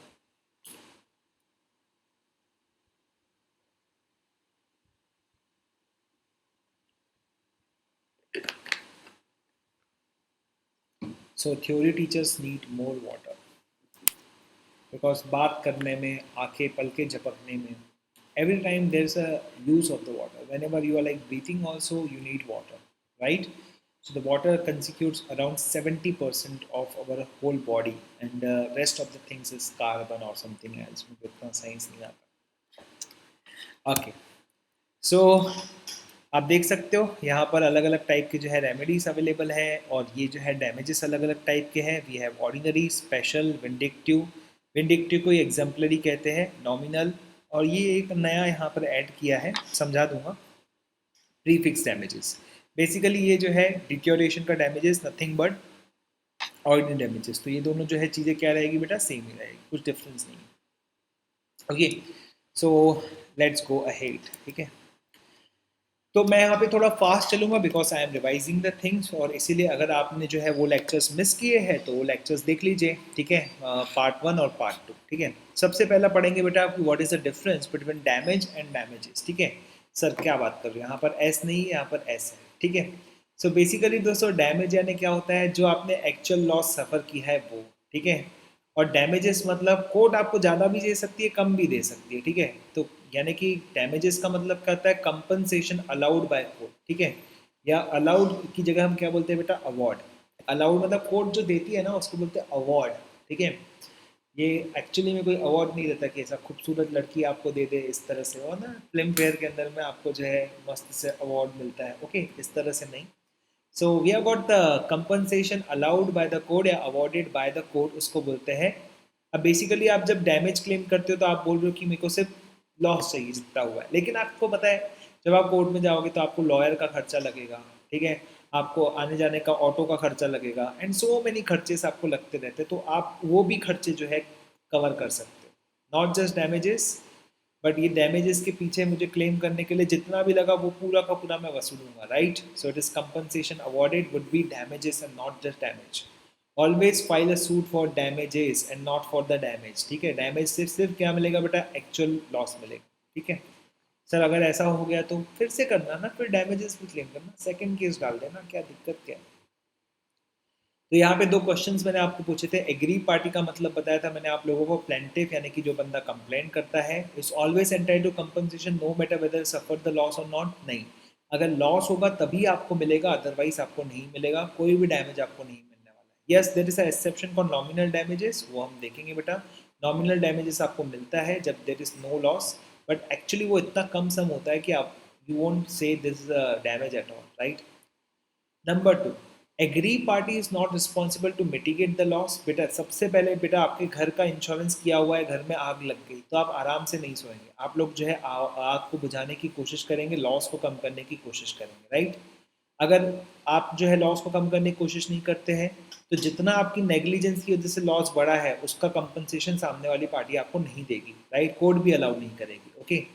So the aggrieved party is not responsible, no बेटा वो रिस्पॉन्सिबल है, उसको मिटिगेट करना पड़ेगा, उसको रिड्यूस करना पड़ेगा, कम करना पड़ेगा, ठीक है। किसी बच्चे ने पूछा था सर मिटिगेट का मतलब क्या होता है, कम करना, मिनिमाइज करना, रिड्यूस करना। ये हार्डले वर्सेस बैक्सनडेल जो है बहुत ही पॉपुलर केस है, तो इसका इतना बड़ा तो मैं आपको पढ़ के नहीं दिखाऊंगा, रिवीजन है, तो मैं आपको सीधा डायरेक्ट लेकर जाता हूँ एग्जाम्पल के अंदर में। यहाँ पर देखिए ये डैमेजेस का सबसे बड़ा केस है, सबसे पॉपुलर केस है, ठीक है। यहाँ पे हार्डले की मशीन में एक सॉरी हार्डले की फैक्ट्री में एक मशीन होती है जो कि ख़राब हो जाती है, और रिपेयर करने के लिए किसके पास भेजता है, बैक्सनडेल के पास में भेजता है, ठीक है। बैक्सनडेल उसको बोलता है कि भैया 1 महीने के अंदर में मैं तेरे को रिपेयर करके दे दूंगा, राइट। लेकिन बेटा इसमें हो जाती है डिले, ठीक है। डिले कितने की होती है बेटा, इसमें डिले हो जाती है 2 महीने डिले हो जाती है। अब हमारा हार्डले बोलता है कि तेरी इस डिले की वजह से मेरे को बहुत सारे डैमेजेस हुए हैं। नंबर वन डैमेज ये हुआ है कि मैंने लेबर लोगों को बोल के रखा था, उन्होंने मेरे से फुकट के पैसे ले लिए। सेकेंड, क्योंकि ये मशीन जो है देर से आई तो मशीन का वियर एंड टीयर हुआ, तो उसका जो है डेप्रिसिएशन चार्ज भी दे मेरे को। Normal depreciation, which is a normal loss in the value of the goods, right, because of the new technology, because of the normal wear and tear, because of like it is getting old and all, ठीक है। And अगर मैं production करता था तो वो माल बिकता था, अगर वो माल बिकता था तो मेरे को जो है कैश कलेक्शन होता था, कैश कलेक्शन पूरा होता था तो मेरे को प्रॉफिट होता था, वो प्रॉफिट नहीं हुआ जो मुझे पता भी नहीं कितना होने वाला है, ठीक है। जो पूरी तरह से अनप्रिडिक्टेड है वो भी मेरे को दे, वो इनडायरेक्ट चीज़ भी मेरे को दे। तो कोर्ट क्या कहता है, कोर्ट कहता है कि तेरे को क्या मिलेगा, वही चीज़ें मिलेगी जो नेचुरली अराइजिंग होती है, और जो नेचुरली अराइजिंग नहीं है वो चीज़ तेरे को नहीं मिलेगी, यानी सिर्फ तेरे को डायरेक्ट वाली चीज़ें मिलेगी, ऑर्डिनरी डैमेजेस तेरे को मिलेंगे। तो कोर्ट ने किस किस को अलाउ किया, कोर्ट ने लेबर चार्जेस को अलाउ किया, कोर्ट ने डेप्रिसिएशन चार्जेस को अलाउ किया, लेकिन सर लॉस ऑफ प्रॉफिट को अलाउ नहीं किया, क्योंकि लॉस ऑफ प्रॉफिट किस तरह की चीज़ है, सर लॉस ऑफ प्रॉफिट जो है ये इनडायरेक्ट नेचर की चीज़ है, ठीक है। ये अननोन चीज़ है, किसी भी पार्टी को इसके बारे में कुछ भी पता नहीं था, एंड देयरफॉर ये अलाउड नहीं की जाएगी, ठीक है। So I hope it is clear to every one of you. Loss of profit क्या है, अगर प्रोडक्शन होता था वो बिकता था तो उसके बाद में प्रॉफिट होता था, था थी या थी या थी, ये सब मिलने वाला नहीं, ठीक है। So this is called the ordinary damages, यानी कि जो ब्रीच की वजह से, कॉन्ट्रैक्ट को तोड़ने की वजह से, या फिर जो है समय पर ड्यूटी नहीं करने की वजह से जो नेचुरली अराइज होते हैं, ठीक है। समझ में आया कि नहीं, उसको हम लोग कहते हैं, जो प्रोबेबल कोसिक्वेंस उसका जो है ऑलरेडी हमको पता रहता है कि ऐसा होने वाला है। अब ये इसको कैलकुलेट करने का सबसे बेस्ट तरीका कौन सा है? It is market price minus current price. आपको क्या मिल जाएगा बेटा? You will get the damages. Simple इसका जो है कैलकुलेशन है, ठीक है, कोई बड़ी बात नहीं है, बहुत आराम से कैलकुलेट किया जा सकता है। ओके, यस और नो करके यहाँ पे पूछा गया, the measure of the ordinary damages is difference between the contract price and the market price. तो आंसर क्या आएगा बेटा? यस आएगा, ठीक है। ना यहाँ पे एमसीक्यू भी डाला हुआ है। एमसीक्यू आपको एग्जाम में नहीं है, लेकिन आपका जो सेंटेंस कंस्ट्रक्शन हो गया या फिर जो है कॉन्सेप्ट क्लियरिटी हो गई, उसके लिए यूज़ होता है, इसीलिए मैं डालता हूँ। कोई ऐसा मत बोलना कि सर क्यों डालते हो करके, नहीं डालना चाहिए करके, सर आपको नहीं आता है, ऐसा ऐसा मत बोलो बेटा। मैंने उसके पीछे एक रीज़न है इसीलिए डाल रहा हूँ, अदरवाइज नहीं डाल रहा हूँ, ठीक है। सो यहाँ पे क्या आएगा बेटा? Which naturally flows from the breach of the contract. Remotely वाला, रिमोट तो आपको मिलता ही नहीं है। अनयूजुअल वाली चीज़ें भी आपको नहीं मिलती है। कौन सी चीज़ मिलती है बेटा? डायरेक्ट वाली चीज़ें मिलती है, नेचुरली अराइजिंग वाली चीज़ें मिलती है, और आपको जो है इनडायरेक्ट वाली चीज़ें नहीं मिलती है, और not going to get the things which are indirect, ठीक है। The person who sues for the damages under the contract has a duty to mitigate, yes, उसको जो है कम करना चाहिए। has no duty to mitigate, ये तो गलत है बेटा पूरी तरह से। can claim the damages for the sum inclusive of the loss due to his own neglect, खुद की गलती की वजह से उसको एक्स्ट्रा लॉस हुआ वो भी वसूलेगा नहीं। ऐसे entire discretion in the matter, अपनी मर्जी से जो क्लेम करना है करे, अरे करे ना, लेकिन अलाउ कौन करेगा? कोर्ट ही करेगा ना। देखो मतलब आप समझ सकते हैं, उस समय पढ़ाया था तो सेम रिपीट हो रहा है यहाँ पे। So we have the answer for this essay, ठीक है। थोड़ा फास्ट हो रहा है बिकॉज रिवीजन है भाई, रिवीजन में फास्ट तो होगा ना। चलिए टॉपिक नंबर 2 यहाँ पे क्या लिखा हुआ है? केस स्टडी है बेसिकली जो है। इसके अंदर में क्या है? ए और बी के बीच में जो है कॉन्ट्रैक्ट हो रहा है। 500 रुपीज़ टमाटर का कॉन्ट्रैक्ट है, और हमारे बी को ऑलरेडी पता है कि अगर इसने टमाटर टाइम पे सप्लाई नहीं किए तो ए जो है सी को टमाटर नहीं दे पाएगा। बेसिकली वो कितने रुपए में दे रहा है? उसको 200 रुपीज़ में दे रहा है। और यहाँ पर हमने ए को कितना प्रॉफिट होने वाला है? 200 रुपीज़ का प्रॉफिट होने वाला है। ना be knew about this that A is going to lose a profit, right. ये क्या है बेटा? नोन है। सबसे पहला क्या है बेटा? नोन है, ठीक है।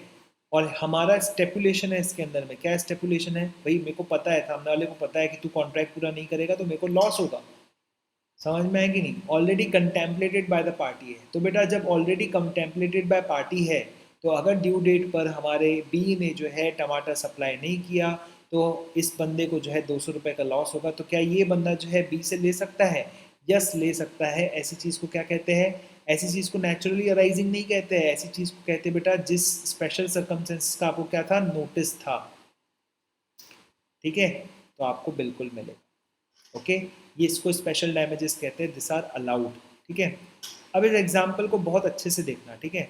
इसमें वापस से मशीन ख़राब हुई है बेटा, 1 महीने के लिए मशीन दिया, 2 महीने लग गए उसको, ठीक है। अब इसमें दो तरह की चीज़ें, ठीक है। एक लेबर चार्जेस वो तो मिलेंगे ही, इसके अलावा डेप्रिसिएशन चार्जेस वो तो मिलेंगे ही। लेकिन ये जो फैक्ट्री थी चल रही थी, इसको जो है नॉर्मल प्रॉफिट हो रहा था, एवरेज प्रॉफिट हो रहा था, समझ में है कि नहीं? इस एवरेज प्रॉफिट का जो लॉस है वो ले सकता है ऐसा ऑर्डिनरी डैमेज। कैसे ले सकता है ऐसा? Ordinary damage. लेकिन अब ये बंदा क्या बोलता है? जो मशीन वाला बंदा है जिसकी मशीन खराब हुई है, वो बंदा बोलता है कि अगर मेरे पास टाइम पे मशीन आती थी तो मेरे को जो गवर्नमेंट कॉन्ट्रैक्ट है वो मिल सकता था, वो नहीं मिला, उसका पैसा दो। तो बेटा ये गारंटीड था क्या भाई देखो गवर्नमेंट कॉन्ट्रैक्ट मिलेगा ही करके? ये गारंटीड नहीं था, किसी को पता नहीं था, तेरे को खुद को पता नहीं था कि ये मिलेगा कि नहीं मिलेगा, right. So you lost a profitable contract with the government. It was not at all known. You are eligible to get the average amount of profit because of the delay, but you are not eligible to get any kind of a compensation for the profitable contract you lost with the government. It was not known at all. ठीक है। So he can recover this average profit as a ordinary damage, not as a special damage, ठीक है। But he cannot recover the loss sustained due to the loss of the government contract. As A's contract with the government was not brought to the notice of the B. इसको पता भी नहीं था। और कौन सा मिला हुआ है ये तो आप बिड करते हो तब पता चलता है कि आपको मिलने वाला है कि नहीं मिलने वाला है। And when you don't have machinery at your place, then government will reject your offer also, ठीक है। सो ये वाला जो है एग्ज़ाम में आ सकता है बेटा, इसको जो है ध्यान से पढ़ के जाना। लगे तो मैं आपके लिए इरेज कर देता हूँ, ठीक है। वैसे सब आपके मॉड्यूल के अंदर में दिया हुआ है। सो ये इरेज नहीं होगा क्या? नहीं होता बेटा, ये मैंने ट्राई किया है, हाईलाइटर वाली कोई भी चीज़ इरेज नहीं होती। I at the most I can do one thing, मैंने उसका सोल्यूशन निकाला और आपको बताता हूँ कैसा सोल्यूशन है, ठीक है।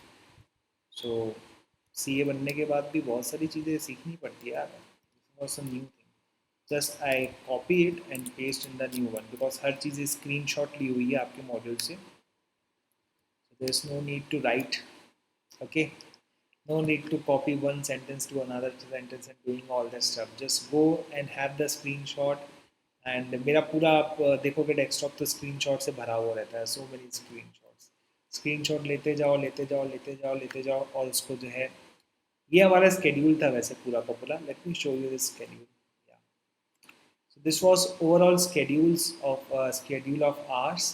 We started this classes from like from this, you can see like 22nd of September से हमने स्टार्ट किया था।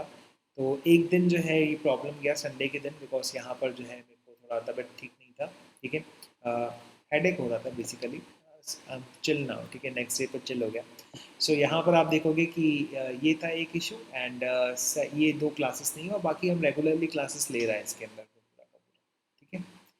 सो ये 30 सितंबर तक ख़त्म हो जाएगा, 2 ही दिन बचे हैं इसके अंदर में, 29 और 30। अब देखते हैं ये वाला जो क्लास मैं आज आपको दे रहा हूँ ये कब जो है पब्लिश होता है, देखते हैं उसको, ठीक है। सो इट्स ग्रेट, तो इसको आप ध्यान रखेंगे, this is very important one, ठीक है। ये सेकंड वाला जो है इंपॉर्टेंट है बेटा, इसको जो है बिल्कुल भी मत भूलना, वेरी इंपॉर्टेंट, राइट। हाँ, ये अच्छा काफ़ी था इसके अंदर में। A dealing with the baby product sends a sample by the train for being exhibited at the consumer product show which fact was known to the railway company. ने railway company से भेजा, इसने रेलवे कंपनी को already पता था इसके बारे में कि भैया ये जो सैंपल भेज रहा है उसको जो है शो में रखने हैं, ठीक है। और ये रेलवे कंपनी को पता है कि भैया इसको लॉस होगा, अगर ये शो में नहीं भेज पाया तो लॉस होगा, ठीक है। तो the goods reach the destination after the show was, ठीक है, शो खत्म हो गया उसके बाद में पहुंचा। ए ने स्यू किया तो ए को क्या डैमेजेस मिलेगा, तो yes, because this were the special circumstances already made known to the parties, ठीक है, पार्टीज को आपने बता दिया था, you had given the parties the notice, या फिर जो है और वर्ड यूज होता है तो कैसा वर्ड यूज होता है, they were in the contemplation of the parties were knowing about that, they had this thing before them, ठीक है। तो railway company would be responsible for the loss, ठीक है। Now coming to the vindictive या फिर exemplary damages, ठीक है। So when you are going to get the vindictive and the exemplary damages, right? So देखिए दोस्तों, vindictive exemplary damages एक प्रकार से कब मिलते हैं, only in the case of loss of reputation, ठीक है। You get this when there is a loss of reputation. Reputational जब losses होते हैं बेटा तभी आपको जो है मिलता है, अदरवाइज ये आपको नहीं मिलता है, ओके। सो रेपुटेशनल लॉसेस आपको कब कब होते हैं, लेट्स सी। दो ही केसेस में आपको जो है रेपुटेशनल लॉसेस आपको मिलते हैं। Number one is when there is a breach of promise to marry, किसी ने आपको जो है शादी करने के लिए बोला और उसके बाद में मना कर दिया, oh my God so sad, ठीक है, प्रॉमिस टू मैरी, ठीक है, breach of a promise to marry, ठीक है। तो आप फीलिंग्स को हर्ट हुआ, यहाँ पे हर लिखा हिज लिखा दोनों लिखा है, ठीक है। सो रणबीर कपूर ने जो है आलिया भट्ट से शादी करने का वादा किया, लेकिन उसके बाद में जो है मना कर दिया, आलिया की इज्जत जो है कम हो गई। और ऑब्वियसली इसमें मार्केट में देखा जाएगा कि आपकी इज्जत कितनी है एंड ऑल दैट, ठीक है। एंड यहाँ पर जो है बहुत मुश्किल है डैमेजेस लेना, it's not that easy, it's मुश्किल, ठीक है, क्योंकि उसकी वजह से आपको कौन सा फाइनेंशियल लॉस हुआ है, कौन सा रेपुटेशनल लॉस हुआ है, ठीक है। एंड इसमें अभी भी ये क्लियर नहीं है, बिकॉज इन्होंने यहाँ पर डाला है, ठीक है, हिज फीलिंग्स एंड ऑल, लेकिन उसके घर का भी रेपुटेशन भी ख़राब होता है, तो क्या उसके पिता डैमेजेस ले सकते हैं कि नहीं ले सकते हैं, इसके ऊपर में we don't have very great loss, case loss वगैरह नहीं है इसके अंदर में, so I can not comment on this, but यहाँ पर थोड़ा मुश्किल है, ठीक है। Number two, you get when you have given a cheque to somebody, आपने किसी को चेक दिया सपोज 500 रुपये का, और वो बंदा बैंक से जो है आपकी बैंक से चेक निकालने के लिए गया, लेकिन इस बैंक ने उसको बोला कि इसके अकाउंट में तो पैसे नहीं है। अब वो बंदा मार्केट में हर जगह बता रहा है भैया इसके अकाउंट में तो पैसे नहीं है, तो कंगाल है, ये तो पैसे देता है लेकिन अकाउंट में पैसे नहीं है, and you suffered a huge loss, you suffered a huge loss for the wrongful dishonour of the bank. Bank में आपके पैसे पड़े थे तो भी बैंकर ने क्या कर दिया, आपके चेक को डिसऑनर कर दिया, because in this case the injury is due to the wrongful dishonour, not the rightful dishonour. यहाँ पे आपकी क्रेडिट का लॉस हुआ, आपकी इज्जत कम हो गई, आपका रेपुटेशन कम हो गया, राइट। तो यहाँ पर दो चीज़ें रहेगी बेटा, एक तो कंप्लीट कर देते हैं, क्या लिखा है बेटा, dishonour of the cheque by the bank, कैसा डिसऑनर लिखना बेटा यहाँ पे, कैसा रॉन्गफुल डिसऑनर, ठीक है। अब बेसिकली यहाँ पे दो तरह के लोग रहते हैं, ठीक है। एक होता है बेटा बिजनेसमैन। अब इसका जो है थोड़ा स्कोप बड़ा रहता है, बिजनेस में पैसा वो लगा हुआ रहता है, 100 करोड़ रुपए से मार्केट से लगाया हुआ रहता है, 100 करोड़ लोगों को दिया हुआ रहता है, तो 200 करोड़ दिखते हैं आप लोगों को, तो businessman always looks tall, okay. या दूसरा एक बंदा होता है, जॉब वाला बंदा होता है, सर्विस वाला बंदा होता है, वो बंदा नॉन ट्रेडर होता है, प्रोफेशनल होता है कोई, तो ये बंदा ना 100 करोड़ रुपए लेता है ना 100 करोड़ रुपए देता है, इसके पास खुद के 10-15 लाख रुपए होते हैं, ठीक है। तो टैक्स क्यों लिख दिया भाई, ये कोई प्रोफेशन वाला बंदा हो सकता है, ठीक है। अब बिजनेसमैन के पास में दिख रहा है ये बड़ी बड़ी चीज़ें दिख रही है, 200 करोड़ रुपए, पर है एक भी नहीं खुद का, ठीक है। इसके पास में दिख रहा है छोटा सा है, राइट, बट इसको नुकसान बड़ा होगा, समझ में है कि नहीं, इसकी रेपुटेशन बड़ी है। 100 करोड़ रुपए अगर किसी बंदे को मिला तो रेपुटेशन उसका कितना ज़्यादा होगा, समझ सकते हो।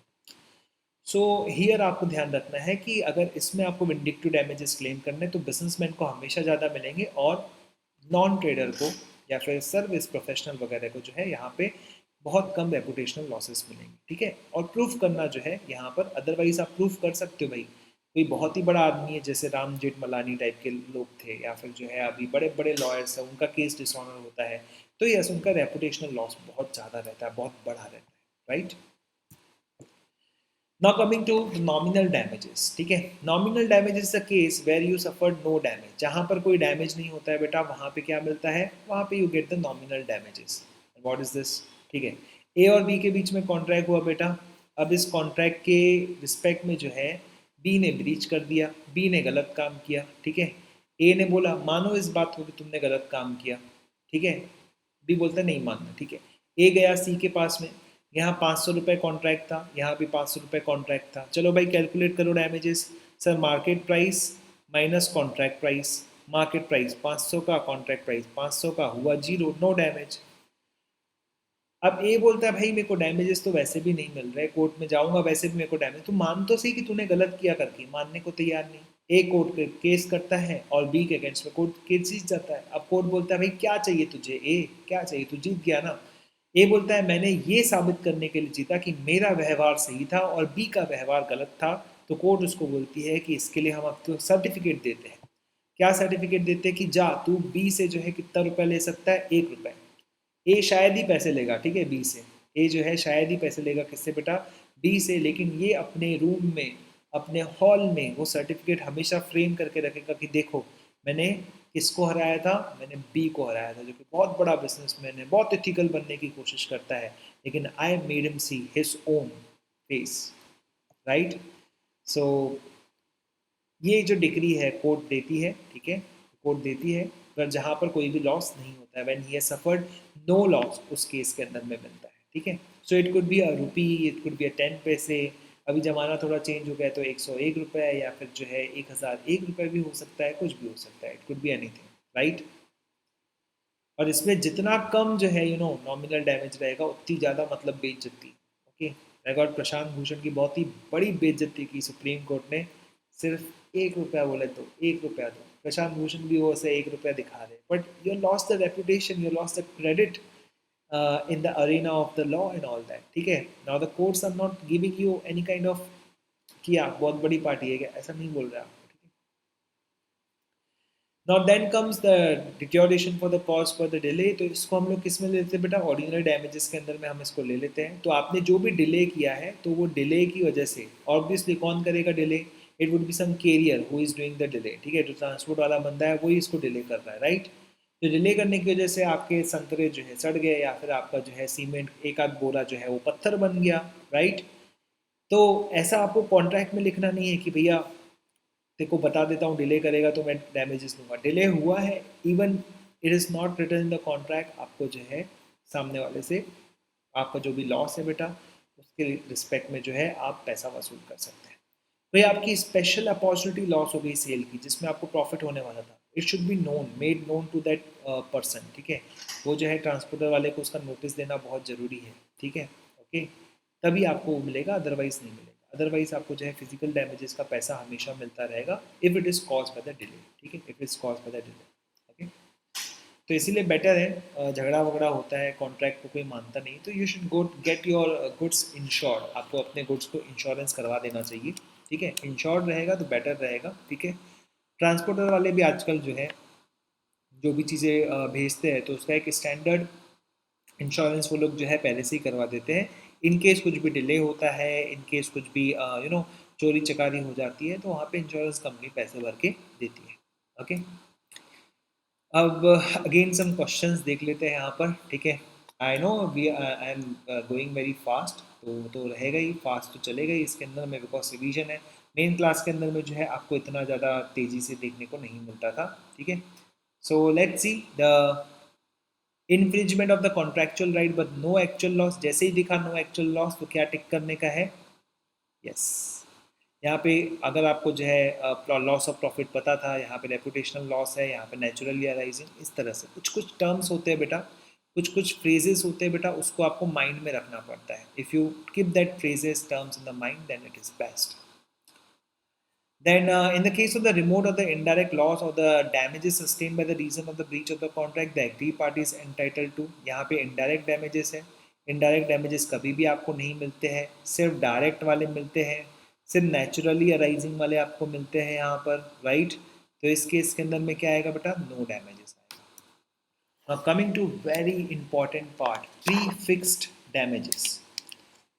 जैसे नाम आपको यहाँ पे सजेस्ट कर रहा है, what could be the pre fix damages, यानी कि जो ऑलरेडी आपने फिक्स करके रखा है। स्लाइड इज वेरी छोटी सी है तो मैं एक काम करता हूँ उसको थोड़ा बड़ा कर देता हूँ। यस,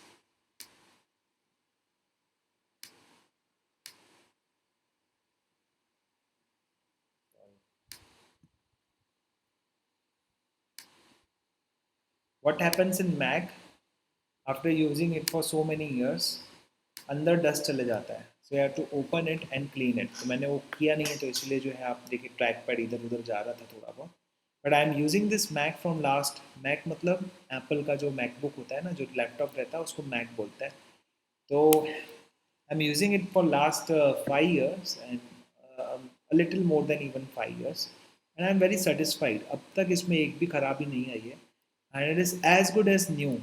थोड़ा सा ये प्रॉब्लम है, इसके लिए थोड़ा सा जो है रिपेयरिंग, क्या उसको साफ़ करना बोलते हो, साफ़ हो जाएगा, it would be great once again. But I would say it's a really very good piece, very very good piece. Apple का क्वालिटी बहुत बढ़िया रहता है। वो अलग बात है कि कुछ समय के बाद में आउटडेटेड हो जाता है ठीक है, तो लेकिन the quality is super app. अब इसके अंदर आपको क्या सीखना है, प्री फिक्स डैमेजेस के अंदर में बेसिकली कॉन्ट्रैक्ट के अंदर में आप ऑलरेडी फिक्स कर सकते हो बेटा कि आपको अगर कॉन्ट्रैक्ट में सामने वाला बंदा ब्रीच करता है तो उस केस में लॉस हो सकता है। You have to write this कि क्या हो सकता है, डैमेज हो सकता है। अकॉर्डिंगली आप जो है यहाँ पे कुछ चीज़ें देखेंगे, मैं आपको बता देता हूँ, ठीक है। तो डैमेजेस आपने अगर जेन्यूनली, जेन्यूनली का मतलब क्या होता है, ईमानदारी से आपने कैलकुलेट किया है कि देखो ये डायरेक्टली हमको ये लॉस होगा, आपने जेन्यूनली एक प्री एस्टिमेट रखा है कि इस चीज़ का इतना लॉस होगा, उस चीज़ का इतना लॉस होगा एंड ऑल दैट। अगर ये ऑलरेडी आपने मेंशन किया है अपने कॉन्ट्रैक्ट के अंदर में तो उसको हम लोग कहेंगे बेटा liquidated damages. Obviously liquidated damages one which is pre fixed damages, ठीक है, we call it as liquidated damages, ठीक है। और सेकंड होता है जब कॉन्ट्रैक्ट में आप लिखते हो कि भैया तूने अगर ब्रीच किया तो तेरे को जो है पेनाल्टी भरना पड़ेगा, तेरे को 2 लाख 5 लाख 1 करोड़ 2 करोड़ भरना पड़ेगा। तो ये तो एग्जॉर्बियंट है बहुत ज़्यादा, ठीक है, सामने वाले को डराने के लिए, फियर इंसाइट करने के लिए सामने वाले के मन के अंदर। पर ये क्या है बेटा, ये लिक्विडेटेड डैमेजेस है, ये काहे के लिए है, it is for the purpose of कि भैया what would be genuine, what could be the probable losses. हमारा लॉ क्या कहता है, मैं आपको बता दूँ, हमारा लॉ कहता है कुछ भी हो जाए आप जो है रीजनेबल डैमेजेस ही मांगेंगे। क्या मांगेंगे, सिर्फ रीजनेबल डैमेजेस ही मांगेंगे। सेक्शन नंबर 74 बोलता है कि कोर्ट क्या अलाउ करेगा, रीजनेबल डैमेजेस। पेनाल्टी किसी भी केस में अलाउड नहीं रहेगी। देखो मैं यहाँ पर लिखता हूँ, ठीक है, डाल देता हूँ रेड कलर में, पेनाल्टी इज नॉट अलाउड। समझ में आया कि नहीं। what is allowed is the reasonable compensation, but this reasonable compensation should not be more than what is written into the contract। Contract के अंदर में जो सम लिखा गया है उससे ज़्यादा नहीं होनी चाहिए। So basically the rule is LD, LD का मतलब क्या हो गया, लिक्विड डैमेजेस, और रीजनेबल डैमेजेस जो असल में हुए हैं, ठीक है, असल में हुए हैं, विच एवर इज लोअर, इनमें से जो भी लोअर है वो कोर्ट अलाउ करेगा, उससे ज़्यादा अलाउ नहीं करेगा। ये सेक्शन नंबर 74 के हिसाब से, ठीक है। सो कॉन्ट्रैक्ट में जो लिखे जाते हैं, जो प्री फिक्स डैमेजेस होते हैं, वो दो टाइप के होते हैं. It could be liquidated damages और पेनाल्टी. ठीक है. Section number 74 provides that sum is named in the contract as the amount to be paid. The agreed party is entitled to receive from the party at default a reasonable damages not exceeding, ये जो amount जो लिखे हुए दोनों, उससे ज़्यादा आपको नहीं मिलेगा, सब्जेक्ट टू रीजनेबल डैमेज. तो पेनाल्टी कभी अलाउड ही नहीं है. For example penalty provided contract is 1,00,000 rupees. Actual loss जो हुआ है वो 70,000 रुपये का, तो 70,000 ही आपको मिलेंगे. The amount of the actual loss और not the amount of the stipulated amount जो लिखा हुआ है वो नहीं मिलेगा, एक्चुअल लॉस मिलेगा. लॉस सपोज कितना हुआ है 1,50,000 रुपये, लेकिन आपका कितना लॉस हुआ है, सॉरी मैक्सिमम लॉस कितना लिखा हुआ है 1,00,000 रुपये, तो आपको 1,00,000 रुपये मिलेगा, उससे ज़्यादा नहीं मिलेगा. वैसे पेनाल्टी अलाउड नहीं रहती, लेकिन अगर आपने कॉन्ट्रैक्ट के अंदर में कुछ भी लिखा हुआ है तो उससे ज़्यादा आपको तो कुछ भी नहीं मिलने वाला है, भले फिर आपका लॉस कम हो या फिर ज़्यादा. सो लिक्विड डैमेज से आता है बेटा जेनाइन प्री एस्टीमेट, पहले से आपने लिखा है. At the time of contract making, अभी तो कॉन्ट्रैक्ट परफॉर्म भी नहीं किया हुआ है, दोनों पार्टीज इससे एग्री करती है. ठीक है. और ये होने वाले लॉस के बारे में है. ठीक है. जो कि किसी भी पार्टी को होगा जो पार्टी डिफॉल्ट नहीं कर रही. पेनाल्टी क्या होता है? It is a kind of a thing where you want to put pressure on the party. ठीक है. It's a deterrent. डिटरेंट का मतलब क्या होता है? ताकि वो रुक जाए, ब्रीच करने से रुक जाए. समझ में आया कि नहीं? लिक्विड डैमेजेस इन पेनाल्टी, तो ये बात आपको ध्यान रखनी है. If the party has fix anything like that, the court will never allow more, the court will allow less. Court क्या अलाउ करेगा? लेस अलाउ करेगा. कोर्ट हमेशा ही जो है आपको क्या देगा? Reasonable damages. मजे की बात तो ये है बेटा, इंग्लिश लॉ के अंदर में भी, इंडियन लॉ के अंदर में भी, दोनों ही लॉस के अंदर में आपको क्या नहीं मिलने वाला है बेटा? पेनाल्टी नहीं मिलने वाला है. इंग्लिश लॉ में हालांकि they talk about liquidated damages, Indian law के अंदर में तो हम लोग लिक्विड डैमेजेस की बात भी नहीं करते, सिर्फ किसकी बात करते हैं? आरडी की बात करते हो. बोलते हैं कि जो लिखा हुआ है उससे कम ही देंगे, सब्जेक्ट टू दिस लिमिट देंगे. तो जल्दी से हम लोग देख लेते हैं कि व्हाट इज देयर और what is not there in the form of the MCQs. Then your class would be over in very little time. ठीक है. Okay. So let me see the time and all. Okay. The stipulation the contract of nature of the penalty is enforceable only in Indian law. सिर्फ Indian law में है, सिर्फ English law के अंदर में, दोनों लॉस के अंदर में है, नन ऑफ द वो है. तो आंसर क्या आएगा बेटा? स्टेपुलेशन द मेजर ऑफ पेनाल्टी जो है वो किसी भी लॉ के अंदर में नहीं है, तो आंसर क्या आएगा? डी आएगा. नेक्स्ट देखते हैं दोस्तों क्या लिखा हुआ है. A borrows 10,000 rupees from B with interest of 12%, और बोला कि डिफॉल्ट किया तो 75% लगेगा. अरे भाई लूट ले पूरा का पूरा, ये तो क्या है? पेनाल्टी है. और पेनाल्टी कभी मिलने वाली नहीं है. क्या मिलेगा? जितना रीजनेबल है उतना ही मिलेगा भाई तेरे को. तो ना 12 मिलेगा, ना 75 मिलेगा, ना 87 मिलेगा, देखो रीजनेबल मिलेगा भाई. रीजनेबल हम कौन होते हैं डिसाइड करने वाले? वो तो कोर्ट डिसाइड करती है. चलो.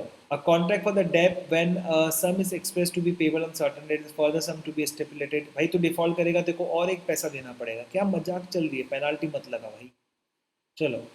Damages awarded by the way of punishments are called as. Punishment वाली चीज़ इन तीनों में से कोई नहीं है, क्योंकि पनिशमेंट वाली चीज़ एक ही होती है और वो होती है पेनाल्टी. तो none. Remedies from open to the person suffering for the breach of the contract, all of the above. ठीक है. तो ये एग्जाम्पल्स है, आप एग्जाम्पल्स तो देख सकते हो, बहुत ही सिंपल सिंपल से एग्जाम्पल्स है. Nominal damages are granted by the way of compensation for the loss. Loss के लिए होता है क्या? नहीं. लॉस के लिए, जब लॉस नहीं होता है तब आता है nominal damages. Penalty can be recovered in the Indian contract. No. ये भी नो आएगा, ये भी नो आएगा. ये देख लीजिएगा आप. ठीक है. बाकी उसके बाद में तो मैंने आज आपको ये पूरा का पूरा समझा दिया. Right. So I hope you enjoyed the classes and go get the subscription on the Unacademy today. ठीक है. आप जो है नेक्स्ट हमारी मुलाकात हो सकती है अनअकैडमी प्लेटफॉर्म के अंदर में. राइट. और वहाँ पे आपके पास में बहुत सारे सब्सक्रिप्शन एंड ऑल अवेलेबल हैं. आप वहाँ पर आ सकते हैं. You can choose the many plans. बहुत सारे प्लान्स अवेलेबल है, आप देख सकते हैं वहाँ पर. So I would be looking there at plus classes. ठीक है. प्लस क्लासेस में आपको देखना चाहूँगा. जल्द से जल्द आइए. चलिए दोस्तों, बाय बाय, टेक केयर. ठीक है.